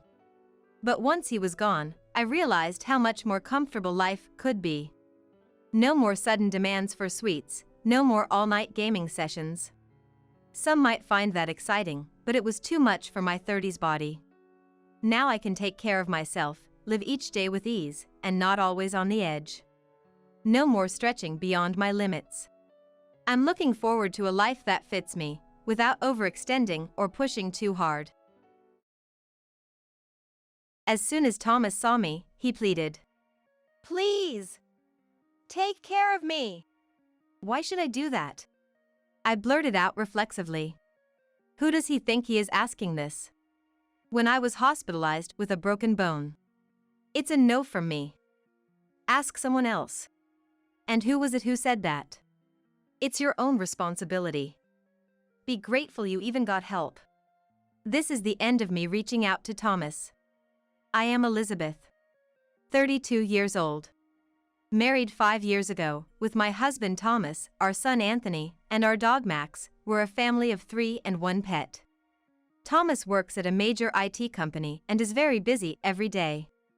Leaving home early in the morning and often not returning until the date changes isn't uncommon. He frequently works on weekends and takes business trips once a month. Thanks to that, Thomas rarely spends time with the family and has almost no memories of playing with Anthony. However, he has risen rapidly in his career, attaining a managerial position in his 30s. We were able to build my dream house because Thomas worked so hard. My parents are farmers in a rural area. That's why I always longed for a suburban house with a yard. Thanks to Thomas, Anthony and I live comfortably. I've come to terms with our limited family time. To outsiders, we might seem like a blessed family. However, due to my husband's frequent absence, I handle all the childcare and housework alone. It's basically single parenting. I wanted to work and send Anthony to daycare, but Thomas insisted on a preschool that also teaches. So Anthony goes to preschool and I ended up as a housewife. But I have a reassuring friend. My childhood friend Madison. We're the same age and from the same countryside. By coincidence, our kids attend the same preschool. Madison has been a single mother since her divorce last year. After dropping Anthony at preschool, having coffee at my place is my only break. We share our gripes about Thomas and the hardships of parenting. It's when I'm talking to Madison that I realize something. Unknowingly, I've been harboring dissatisfaction towards Thomas. People always say it's wrong to feel dissatisfied in my situation, and I thought so too. But maybe, I was just convincing myself not to be discontent. One day, while walking Max, he suddenly ran off. I chased after Max desperately. A car had stopped in front of me, and while Max managed to avoid it, I wasn't able to stop and ended up hitting the car. It was entirely my fault. Max looked at me worriedly from the sidewalk. I was relieved he was safe, but I couldn't stand up. I was taken to the hospital by ambulance, diagnosed with a bruised shoulder and fractures in my ankle and fibula, and admitted immediately. It seems I'll be hospitalized for about 3 months. I wondered what would happen with Anthony's care. And the house. The worries seemed endless. I called Thomas's mobile phone. I thought he would cooperate at a time like this, but he was continuously unavailable. As I grew anxious, Madison called me. It was to discuss costumes for the preschool play, but I cut the conversation short and asked her to take care of Anthony. Madison was initially surprised and concerned for me, but hearing that I sounded stronger than expected, she gladly agreed to look after Anthony. I was so grateful I almost cried. Next, I phoned Mom to briefly inform her of the accident and my weeks-long hospital stay. She said she'd come as soon as she finished her tasks. Until Mom arrives, Madison would be the only one to rely on. After hanging up with Mom, Thomas finally called. Sorry, I was too busy to answer the phone. I reported the accident to Thomas and asked him to bring some clothes and essentials. But his response was unbelievable. No way. Why should I do that? I have to get up early tomorrow, ask someone else. I had expected Thomas to be incredibly worried, but I was the one shocked. Not just because he refused to bring my things, but because he showed no concern at all. I had hoped for Thomas to worry about me and our family. Was I too naive to expect kind words from Thomas? The next day, Madison came to the hospital. She brought my change of clothes and other necessities from home. Madison has a key to my house. And I have one to hers. We always agreed to help each other out in emergencies. I brought extra towels. Let me know if you need anything else. Madison's thoughtfulness made me feel so grateful. After Thomas's behavior yesterday, her kindness was a relief. I couldn't help but tear up. Madison said with a laugh, "You're overreacting," lending me a handkerchief. Madison is the complete opposite of me, calm, good at reading the atmosphere, and empathetic. I've never seen her in a fight. She's nothing like me, who wants to get a qualification and work outside. Are you okay from the injury? Take better care of yourself. Madison's ever-gentle tone comforted me. Don't worry about Anthony. He stayed at my place last night and slept with my kids. Without me saying anything, Madison understands. Why is Thomas so indifferent to us? I get he's busy, but he doesn't even visit you in the hospital and hasn't seen Anthony, right? While Madison visited, I vented my frustrations about Thomas. Seeing me sighing and lamenting, Madison smiled kindly. Men are like that sometimes. He's probably under stress we don't know about at work. Maybe, but not showing his face or concern, that's going too far. Thomas works late, he's not just out having fun, right? That's true. We have a comfortable life in our own home because of Thomas. He does earn enough for us. I felt somewhat convinced by Madison's words. Let me know if you need anything. I can make time to come see you. Talking to Madison lightened my mood a bit. I'll have a proper talk with Thomas once I'm discharged from the hospital. Right now, I just wanted to see Anthony. Mom came from the countryside to help, and after 3 weeks, I was finally home. Mom dropped me off and left immediately due to responsibilities back home. My house felt so nostalgic after 3 weeks. Max greeted me. He barked at my crutches as if they were the enemy. I sat on the sofa and looked around. Nothing had changed. Home really is comforting. Max kept barking at me, even as I relaxed on the sofa. There are no crutches now. What's wrong? Max dove into my bag and pulled out a handkerchief. The one I meant to return to Madison. I had put it in my bag to wash it at home. Max grabbed the hem of my pants and started pulling. He seemed to want to take me somewhere. I managed to get up and followed Max with my crutches. He walked excitedly. Max stopped in front of our bedroom, stood up, and opened the door with his claws. Why the bedroom? Max, what's going on? Without hesitation, Max dived under the bed and pulled something out with his mouth. It looked like a beautifully patterned cloth. Max dropped it in front of me. It looked familiar. I spread it out and realized it was a scarf. I remembered seeing it weeks ago. Yes, Madison wore it when she visited me in the hospital. But why is Madison's scarf here? I shuddered at an unpleasant thought. No, that can't be right. Madison is my childhood friend, my best friend, and she's kind. I shook my head to dismiss these scary thoughts. Then, Max climbed onto the bed and started pulling at the sheets. I felt as if the blood had drained from my body. If Max was right, it would mean Madison had slept in our bed. Madison's gentle smile flashed in my mind. It must be an overthinking. I talked to Max that no such thing have happened. Madison couldn't have slept here, right? Max gently licked my face. In the afternoon, Anthony came home. Seeing me, he hugged me tightly. Indeed, Anthony is my sunshine. I felt brighter and warmer. I tentatively asked him, "Where did you sleep while I was in the hospital?" "In my room, with Madison and her kids at our place." "It was fun." "What does that mean?" "I thought Anthony stayed at Madison's house." "Didn't Madison say so?" My suspicions only grew. Where did Madison sleep then? I bravely asked Anthony where Madison slept. "I don't know. But she and Dad were talking in the living room late, probably drinking too." "I don't know. But she and Dad were talking in the living room late, probably drinking too." I left Anthony and went back to the bedroom. Standing there alone. The thought was overwhelming. Thomas and Madison in this bed while my family and I were ignored. I couldn't believe it. Or rather, I didn't want to believe it. The bed was neatly made, no sign of any disturbance in the sheets or duvet. But could the smell not have been completely removed? And then there was the forgotten item. That Max had noticed it. Since discovering this suspicion, I couldn't sleep in that bed. I started sleeping with Anthony. He was happy, not suspecting anything. Thomas had become a repulsive presence.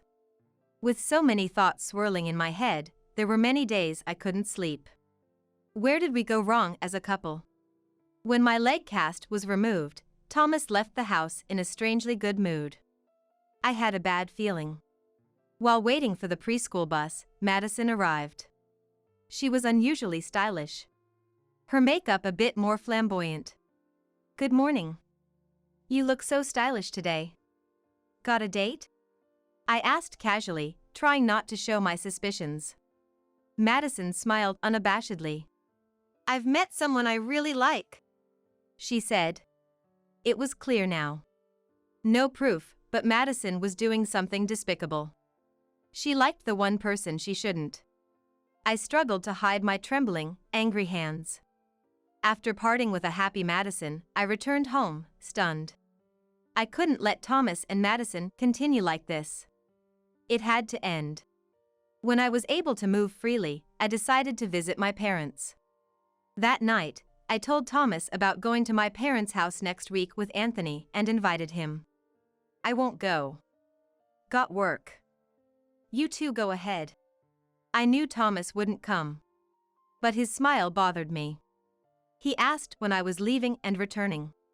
No interest in me, but he cared about when I'd be absent. I said I'd leave on Wednesday and return Sunday night. Got it. So you're returning Sunday night. Thomas pulled out his mobile phone and started entering something in his schedule. I could tell why he was so keen on confirming our return date. I didn't miss the smirk on Thomas's face as he fiddled with his phone. The 5 days at my parents' house were wonderful. Anthony was extremely interested in farming, spending every day in the fields with Dad, enjoying playing in the dirt. On our way home, "I had fun. I want to come back," Anthony kept saying. Thinking about the confrontation awaiting at home, I felt heavy-hearted. After I returned from my parents', Thomas suddenly announced he was going on a week-long business trip. Previously, his trips were at most 2 nights long. A week seemed suspiciously long.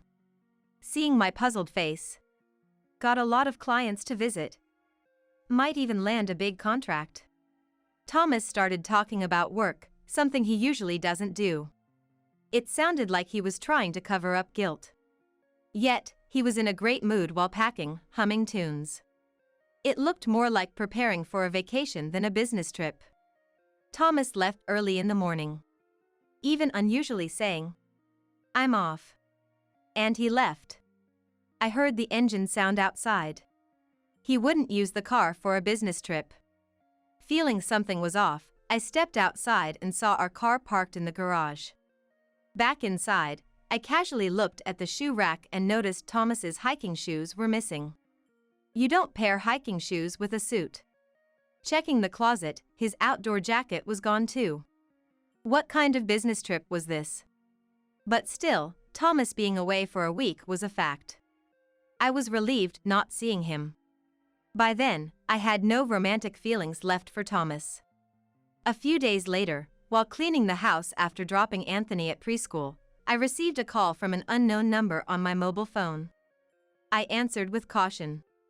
It was from a hospital near my parents' house, located in the mountains. Shocked by the call, I rushed to the hospital. After picking up Anthony from preschool, we hurried to my parents'. I explained briefly to Anthony in the car. Thomas had gotten lost while camping, slipped, and fell down a ravine. He was alive but suffered from multiple bruises and a severe open fracture in his leg. Luckily, he was rescued by local firefighters. It could have been life-threatening if not for the rescue. Initially, Anthony joked, "That's just like Mom." But when I told him about the severity, he became serious and worried. I left Anthony with my parents and headed to the hospital. Indeed, Thomas's business trip was a lie. I knew it, but still, I couldn't contain my anger.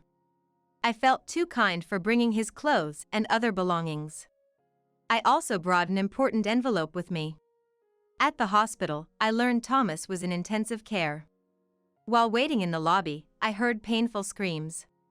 It seemed to be Thomas's voice. I was worried, but also thought it was divine punishment. After a while, a nurse guided me to the ICU. There, Thomas was crying and screaming in pain and fear. His neck was immobilized, and his body was wrapped in bandages. Anthony, seeing him, would probably exclaim, "He looks like a mummy," making a big fuss. He was in such a pitiful state. As soon as Thomas saw me, he pleaded, "Please, take care of me." "Why should I?" I blurted out reflexively. Who does he think he is to ask this? When I broke my bone and was hospitalized. It's a no from me. Ask someone else. And who was it who said that? Then, the curtain of the next bed opened. And I screamed. There was Madison. Indeed, they had gone camping together. Madison was injured too. Not just her arms and legs, but her face and head were wrapped in bandages. Her eyes were terribly bruised. She couldn't move freely. Thomas, with his face immobilized and in pain, hadn't noticed the curtain open. He vented his frustration and pain at me. Do you even understand my pain? Don't just stand there, start taking care of me. Thomas had fallen from a high place to the bottom of a valley. Of course, it would hurt. He was lucky to be alive.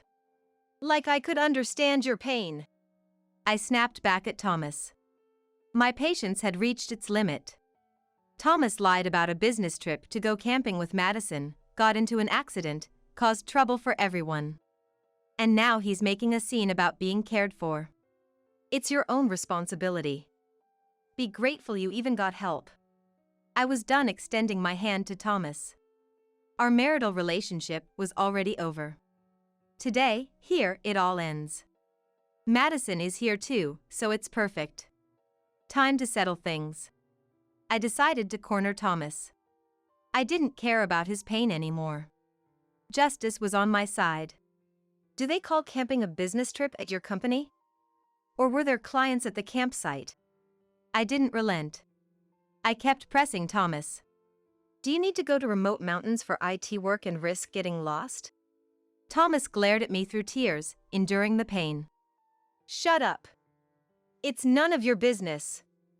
You went back to your parents' house, didn't you? Don't lecture me. What an audacious claim. I had honestly said I was going to my parents. But Thomas had lied. I didn't lie. Did you have a reason to lie? Thomas just glared, unable to retort. I turned my back on the silent Thomas and looked down at Madison. Did you follow Thomas and fall too? Madison, grimacing in pain, spoke.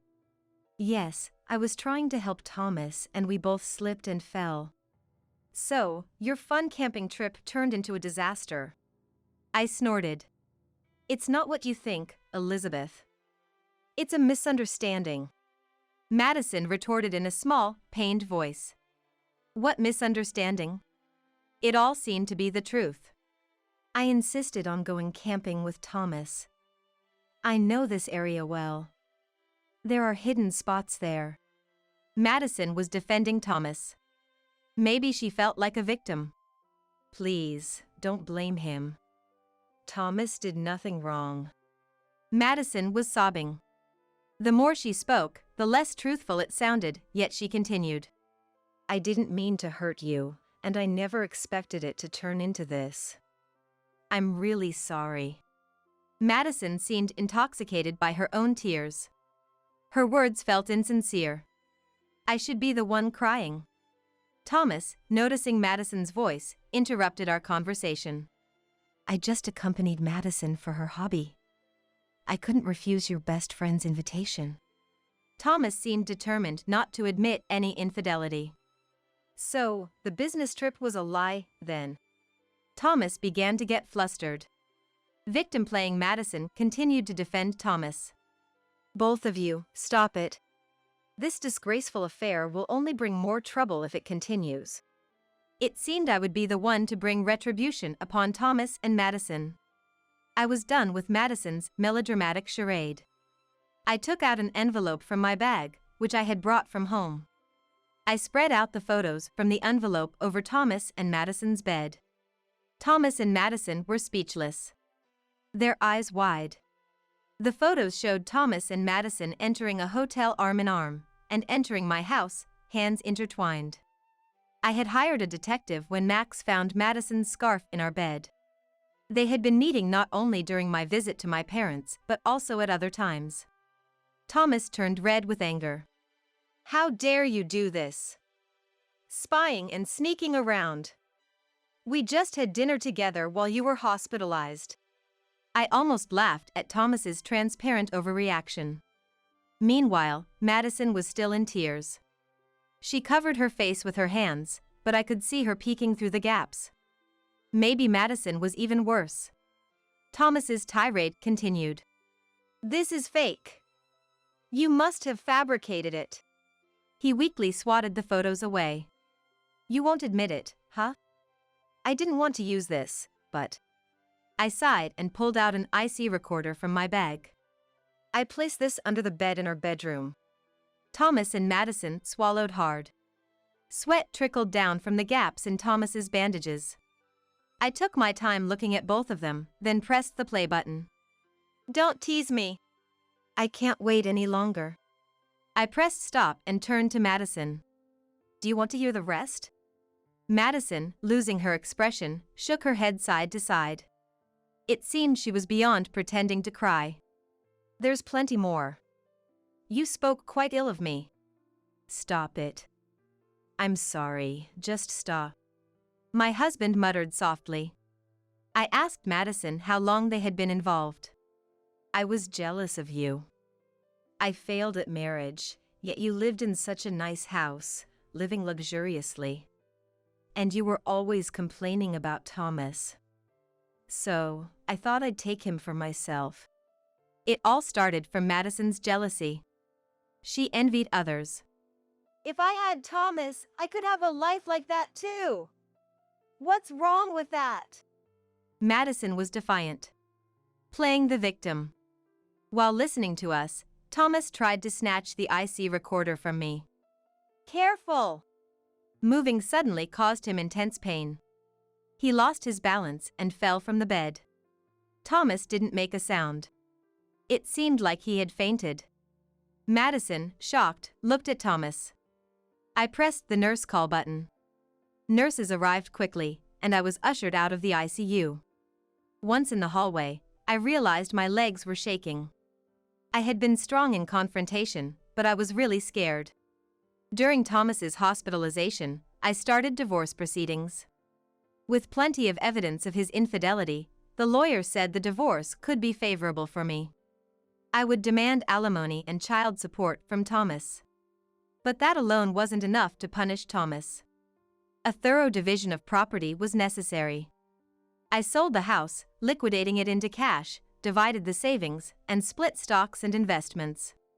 Thomas's parents came to apologize sincerely. They would oversee the alimony and child support payments. I promised Anthony could visit his grandparents occasionally. I filed a claim for alimony against Madison too. She would repay it little by little. Madison suffered an after effect to one leg from the accident. She couldn't walk without a cane. Thomas's condition was worse. He was close to needing a lower limb amputation. He became wheelchair-bound. The affair, disguised as a business trip, led to severe reprimands at work. He was demoted as a disciplinary action. Though he could have been dismissed, his past performance was considered.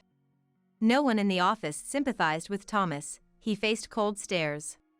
Having lost the house, Thomas drained his savings on alimony and child support, now living in an old apartment.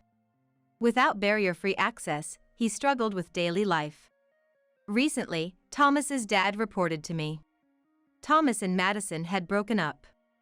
For Madison, a wheelchair-bound Thomas was no longer desirable. Thomas and Madison never imagined things would turn out like this. They must be haunted by regret now, wishing they had refrained from lying and stepping over the line. But it's too late for regrets. Nothing can undo the past. Anthony and I decided to move back to my parents' house and live with them. With my parents around and Anthony starting at daycare, I found time for myself and got a job at a local real estate company. I'm vigorously studying to obtain several real estate qualifications. Anthony, loving the increased opportunities to be in nature, seems to be thoroughly enjoying life here. Every morning, before the sun rises, he goes to the fields with Dad to care for the crops. Anthony loves watching Dad operate the tiller. He must think of him as a hero. After helping in the fields, Anthony heads to daycare, plays to his heart's content, and returns home. Living in the countryside has made him sturdier and more sun-kissed compared to our urban life. It seems being surrounded by nature is better for Anthony. My parents are happy and smiling all day, enjoying the lively atmosphere. Max, the hero of this whole situation, seems to love it here too. He used to be reluctant to go for walks, but now he eagerly awaits them every morning. He loves being in the fields with Anthony and Dad, playing and getting muddy. Recently, during a family picnic by the river, Anthony suddenly stood up. When I grow up, I want to be like Grandpa. Dad, with a big smile, patted Anthony's head. Mom watched Anthony with joy in her eyes. I did what you could never do for Yosef. With those words, she showed off her newborn niece, Amelia, to me. Seeing me struggle for words, Yara wore a triumphant smile. Doesn't she look adorable, just like Yara? I bet she'll be a model or an actress someday. My betraying husband, Yosef, then added an insult to his remark. Time to head home, I guess. We've been able to show our happiness to the single Kayla over here, so it's been quite a satisfying today. Yosef exchanged a sly glance with Yara, both grinning deviously. What did they think of children? Were they just tools to flaunt in front of me, who couldn't have kids? Their attitude was pushing my anger to its limits. That's when I realized something. Wait, this child. What is it? You're looking serious, all of a sudden. Yosef responded, slightly caught off guard by my mutter. I couldn't help but find the situation amusing and began to chuckle. Gently stroking the baby's cheek, I replied. Such an angel, but her skin. As I revealed a certain truth, the smug looks on their faces froze instantly. My name is Kayla, 52 years old. My husband, Yosef, is an executive at a major trading company, whom I've supported as a housewife for many years. Yosef occasionally brings colleagues over to enjoy my cooking. Most of what comes out of Yosef's mouth are boasts about his younger days. His colleagues, brought along, would force a smile and endure his long stories, saying, "That's amazing." When they praise my cooking as delicious, Yosef smirks unpleasantly and says, "Well, that's about the only talent she has." She's eating off my high salary, so she'd better do at least this much, or she's just useless. And so he said, belittling me in front of his subordinates. I'd be lying if I said it didn't bother me, but I always reminded myself that I wasn't in a position to argue. It's been almost 30 years since we got married, but we've never had children. I always dreamed of having at least 2 kids after marriage. Despite spending time and money on fertility treatments, we were never blessed with children. I felt a sense of guilt for not being able to bear children. So, no matter how heartless Yosef's words were, I'd smile and think, I can endure this much. When Yosef talks about work, his eyes shine like a boy's, and I was happy to support him in any way I could. After all, I'm in love with Yosef. Apart from cooking, I had another talent. It was sewing, a hobby since my student days. I started making hand-sewn dolls, imitating my mother. They became quite popular among my friends. I used this skill to help with the household finances, making stuffed animals and charms. It might not be much compared to my husband's high salary. But I kept continuing with this small side job, hoping to at least treat Yosef to some nice meals. Our apartment becomes a weekend retreat for my niece Yara. Yara, my sister Megan's daughter, works in admin at a small trading company. She had a reason for her frequent visits. And that was to support a budding idol group. Did you see Trevor on TV the other day? He looked so cool. Yara arrived, fanning herself with a paper fan bearing a young man's face. Trevor, the man on the fan, is the leader of that idol group. They perform regularly at a club near our apartment every weekend, which is why Yara often stays over. Yara, your collection seems to have grown again, hasn't it? Each time Yara visited, her belongings in our room increased. I mean, come on. When new merchandise comes out, I just have to have it. Plus, Trevor is the most popular, so it sells out right away. I couldn't help but smile wryly at my niece's excitement before a performance. I understand the joy of buying your favorite idol's merchandise. I used to collect records of my favorite singers. But I wondered why she felt the need to bring all her new purchases to our house. Isn't it hard to carry all that around? It's fine. I'll just store my stuff here. Yara nonchalantly placed her bags in the corner of our bedroom. It's just me and my husband, so we don't have much space, you know. Ah, come on. It's fine. Uncle just comes home to sleep, right? Resigned, I had no choice but to accept my niece's whims. Oh, and I almost forgot. Mom made me bring this. With that, Yara pulled out a set of premium tea from her bag. My sister Megan and her husband occasionally sent gifts, and always made sure Yara brought something with her whenever she stayed over. Oh my, they didn't need to. After graduating high school, Megan worked far away until she was 30, then took over the family's variety store and married Kevin, an employee there. Since a large shopping center opened nearby, their business has suffered. So I always told her there's no need for such gifts. I'm sorry Yara's been such a bother. Megan would apologize over the phone, sounding guilty. However, Yara herself has become hard to ignore lately. She began entering our house even when we weren't home. It turns out Yosef has given her a spare key. She's here every week, might as well have one. Yosef had a soft spot for her. Uncle, you're the best. Yara would hug Yosef's arm, and he'd smile proudly. All right then. At first, I tried to be accommodating. But, 3 months later, a cash-filled envelope I kept in my bedroom drawer was missing. When I asked Yara, she nonchalantly replied, "Sorry, Aunt Kayla. I borrowed it. I really wanted Trevor's new merchandise." She looked at me with pleading eyes, but Yara has a job. She should be making enough to get by. Wouldn't buying it with your own money bring you more joy? Of course, I want to. But my salary isn't enough. Her casual words weighed on me. How much is she spending on this obsession? But it wasn't just about money. I noticed my skincare products were running out unusually fast. Since Yosef never used them, it had to be Yara. Confronted, she admitted it without hesitation. Sorry, Aunt Kayla. I just thought I'd use them since they were there. What did she mean since they were there? That cream was expensive. I frowned, and Yara pretended to shiver and rub her arms. Aunt Kayla, you're scary. Then Yosef would join in and laugh beside Yara. Come on, it's not a big deal. Don't laugh, you should be scolding her. Don't get mad. You look older when you frown like that. Yosef, usually not much of a joker, becomes chatty around Yara. I found particularly displeasing. Anyway, I don't want you using our things without permission.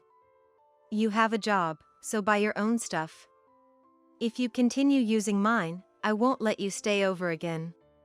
I'll make sure your mom knows that too. When I lectured Yara, Yosef turned red and shouted. Enough already. The things you use aren't even earned by you, are they? I'm the one who's worked for all of it. I'm not living in luxury. I've been cutting corners, managing with what we have. I'm not splurging on hobbies like Yara. It's my money, I earned it. If I say Yara can use it, then she can use it however she wants. Yosef's yelling made me want to cry. True, most of our income was from Yosef's work, so I couldn't argue further. Feeling abandoned with Yosef not on my side, I almost called Megan but stopped and put my phone away.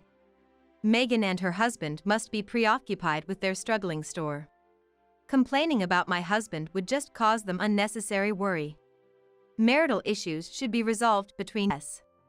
Days passed as I kept my concerns to myself.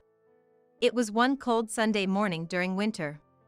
A friend from my student days invited me out, so I decided to wear a fur coat I had never worn since purchase. I told Yosef about it beforehand. I plan to be back by evening, but if I'm late, could you start dinner? Just reheat yesterday's leftovers in the microwave. Don't worry about me. Take your time and enjoy yourself. He said, so smiling as he saw me off. Yosef, who usually belittles me in front of his subordinates, was kind and considerate when it was just us. I felt genuinely happy to be married to him. But as I arrived at the station, my friend called to cancel. Sorry. My husband's thrown out his back and can't move.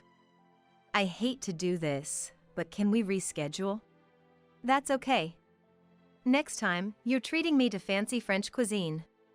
After jokingly dismissing my friend's repeated apologies over the phone, I wondered what to do, trying to come up with a plan for the day, but nothing particular came to mind. There's nothing else to do, I guess I'll go back home to Yosef. I stopped at the supermarket to pick up ingredients for lunch, thinking of making a warm stew for Yosef.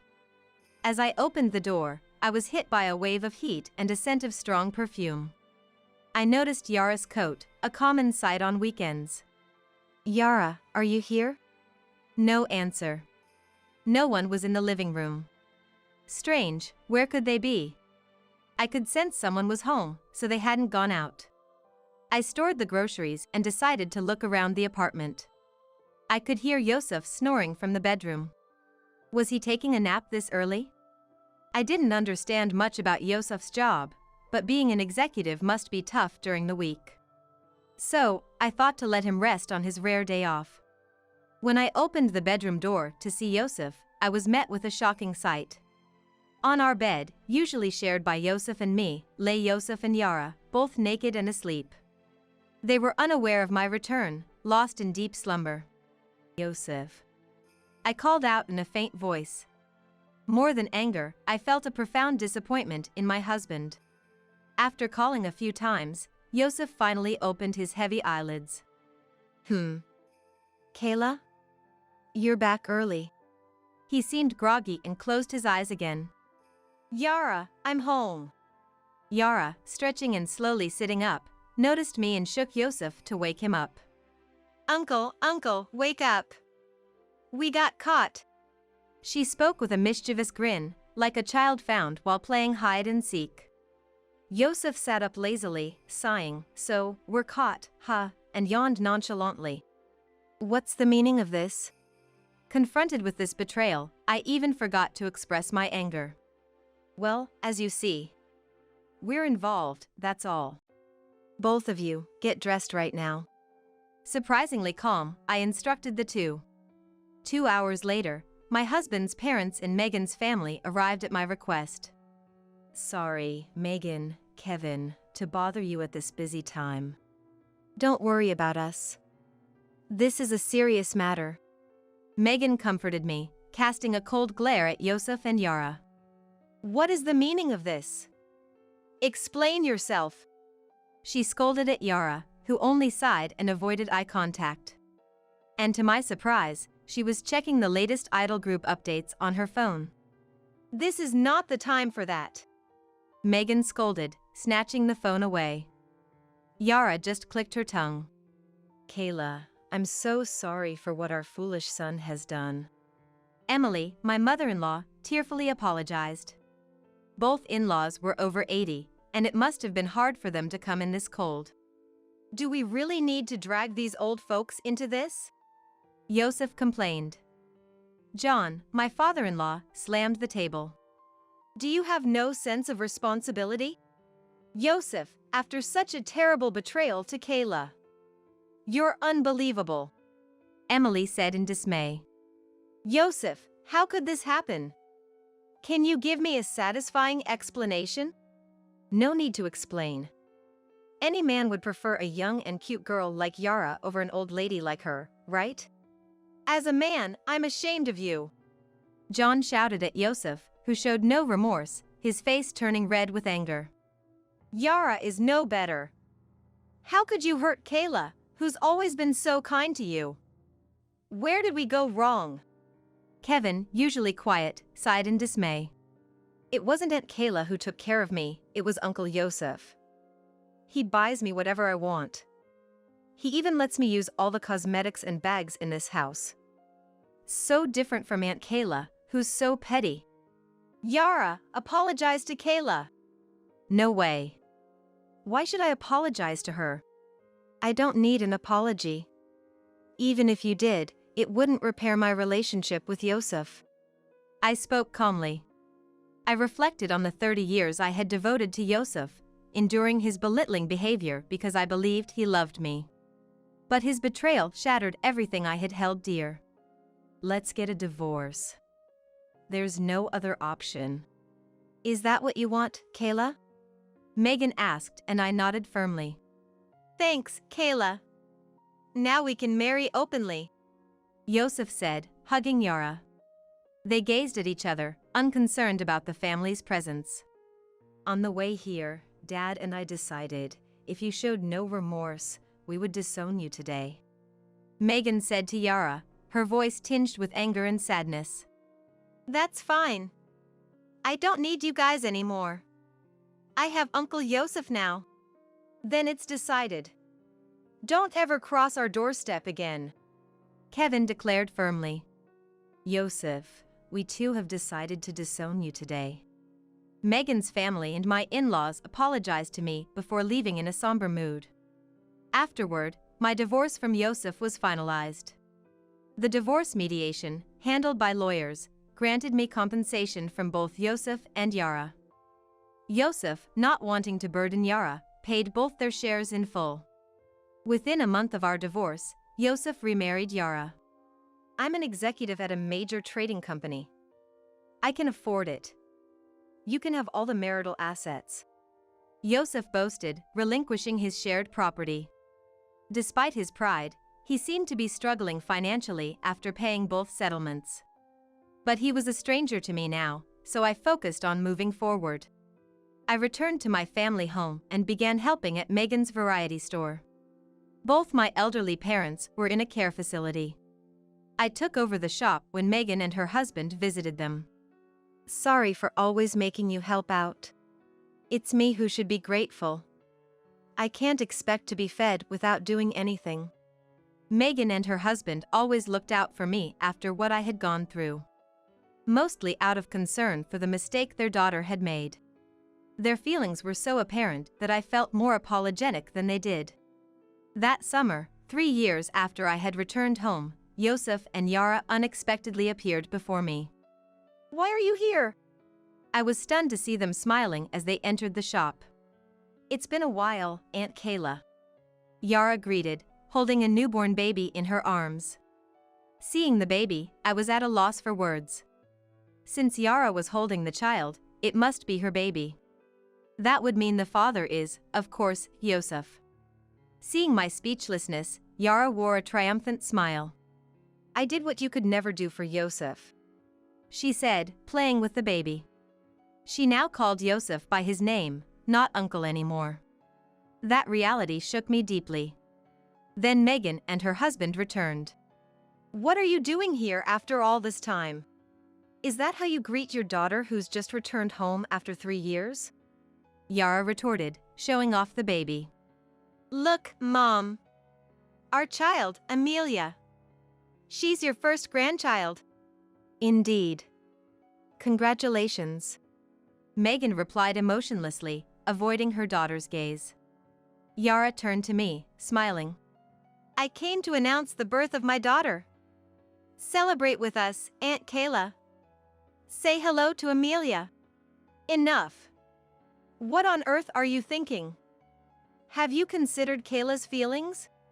Kevin raised his voice, uncharacteristically angry. Doesn't she look adorable, just like Yara? I bet she'll be a model or an actress someday, Yosef said lazily. Megan, unable to bear it, grabbed a broom to chase them away. Leave now.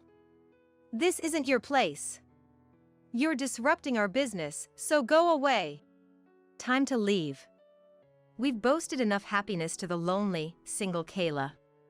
It's a quite satisfying day today, Yosef said, exchanging a conniving smile with Yara. What did they think of children? Using a child as a tool to flaunt and bask in their superiority?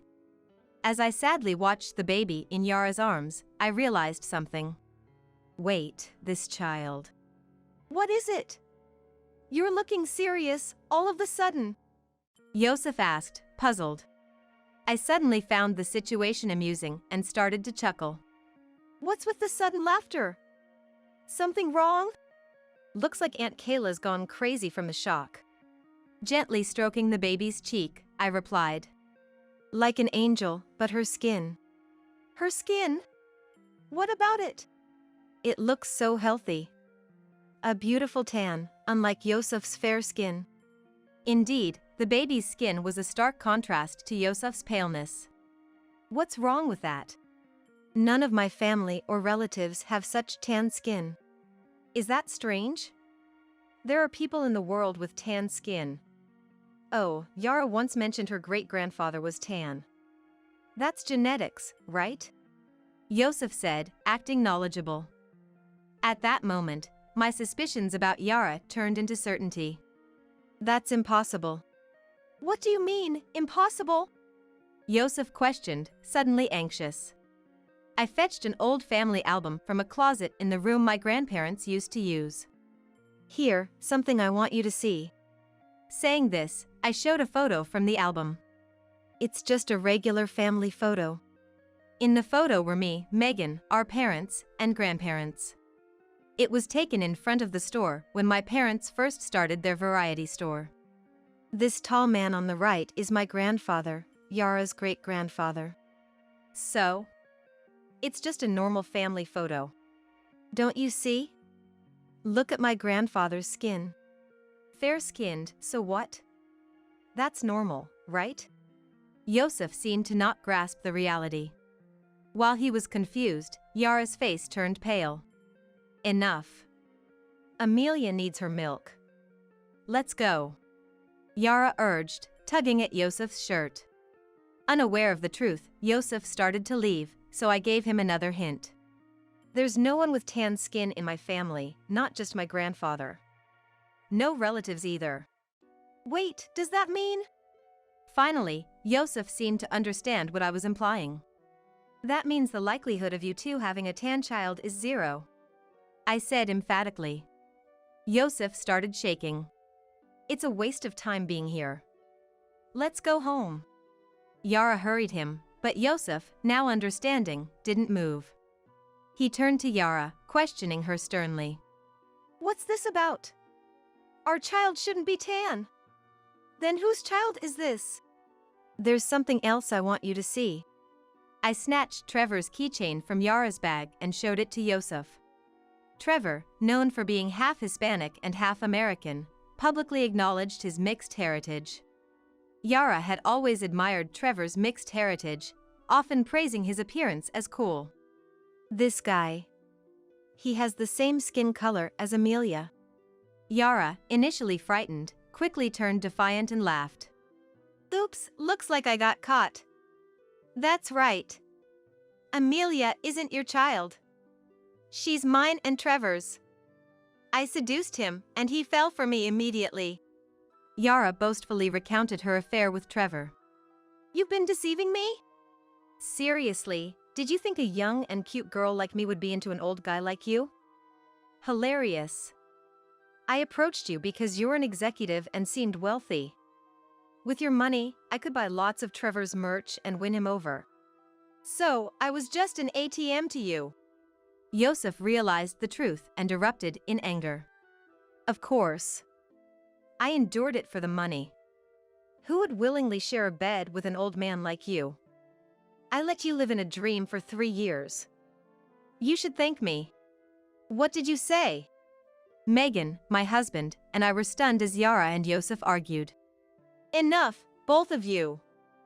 The baby is crying. Can't you hear her? Megan shouted, stopping their quarrel. I can't stand this anymore. You're not family, just strangers. Leave now. Megan ushered Yara and Yosef out. Poor Amelia. That was my honest thought. 2 months later, Yosef visited me alone. Suddenly bowing deeply, he shamelessly begged, "Please, Kayla, give me another chance. I did a DNA test. There's no blood relation between me and Amelia. I was deceived." Oh, really? And? I couldn't forgive Yara and Trevor for conspiring to make me raise their child. I stormed into Trevor's dressing room at a concert and demanded compensation. Oh my. How challenging for you. I humored him, though I was indifferent. I had already learned about the scandal from the TV and magazines. Trevor impregnated a married fan and let the husband raise the child as his own. This scandal became widely known, bringing national attention to the obscure idol group. Facing nationwide criticism, Trevor's agency couldn't defend him and ended his contract, as reported by tabloid TV. I saw it on TV. They're responsible for their actions. Right? They're terrible. Yosef laughed, thinking I was agreeing with him. Moreover, the tabloids, not easing their investigative efforts, ruthlessly delved into the life of Trevor's partner, Yara. Astonishingly, it was revealed that Yara had been physically involved with multiple men besides Trevor, earning money from them. Apparently, her goal was to financially support Trevor. You see? I'm just another victim deceived by them. So please, let's start over again. I decline. As Yosef tearfully begged, I replied emotionlessly. I called Kevin from the back of the store to escort Yosef out. If you keep bothering Kayla, we'll call the police. Kevin's firm warning sent Yosef away, dejected. A month passed. Though the media frenzy had subsided, reports about Trevor and Yara continued. Trevor, ousted from the group, was reportedly exploiting Yara for money. Yara started working at a nightclub to make ends meet. Raising a child was proving difficult for Yara and her strained finances. In the end, feeling sorry for Amelia, Megan and her husband decided to take her in and raise her. There's been a lot, but she's still our granddaughter. That's right. The child is innocent. The couple cared for Amelia while managing their store. As for me, I left home to fulfill my dream of opening a sewing class. I couldn't just keep relying on Megan and her husband forever. Megan told me I could stay as long as I wanted, but when I mentioned that I had things I wanted to do, she happily encouraged me to pursue them. Amelia's first birthday was approaching. What should I gift her? Partially to see Amelia and partially to visit Megan and her husband, I still occasionally stop by the family store.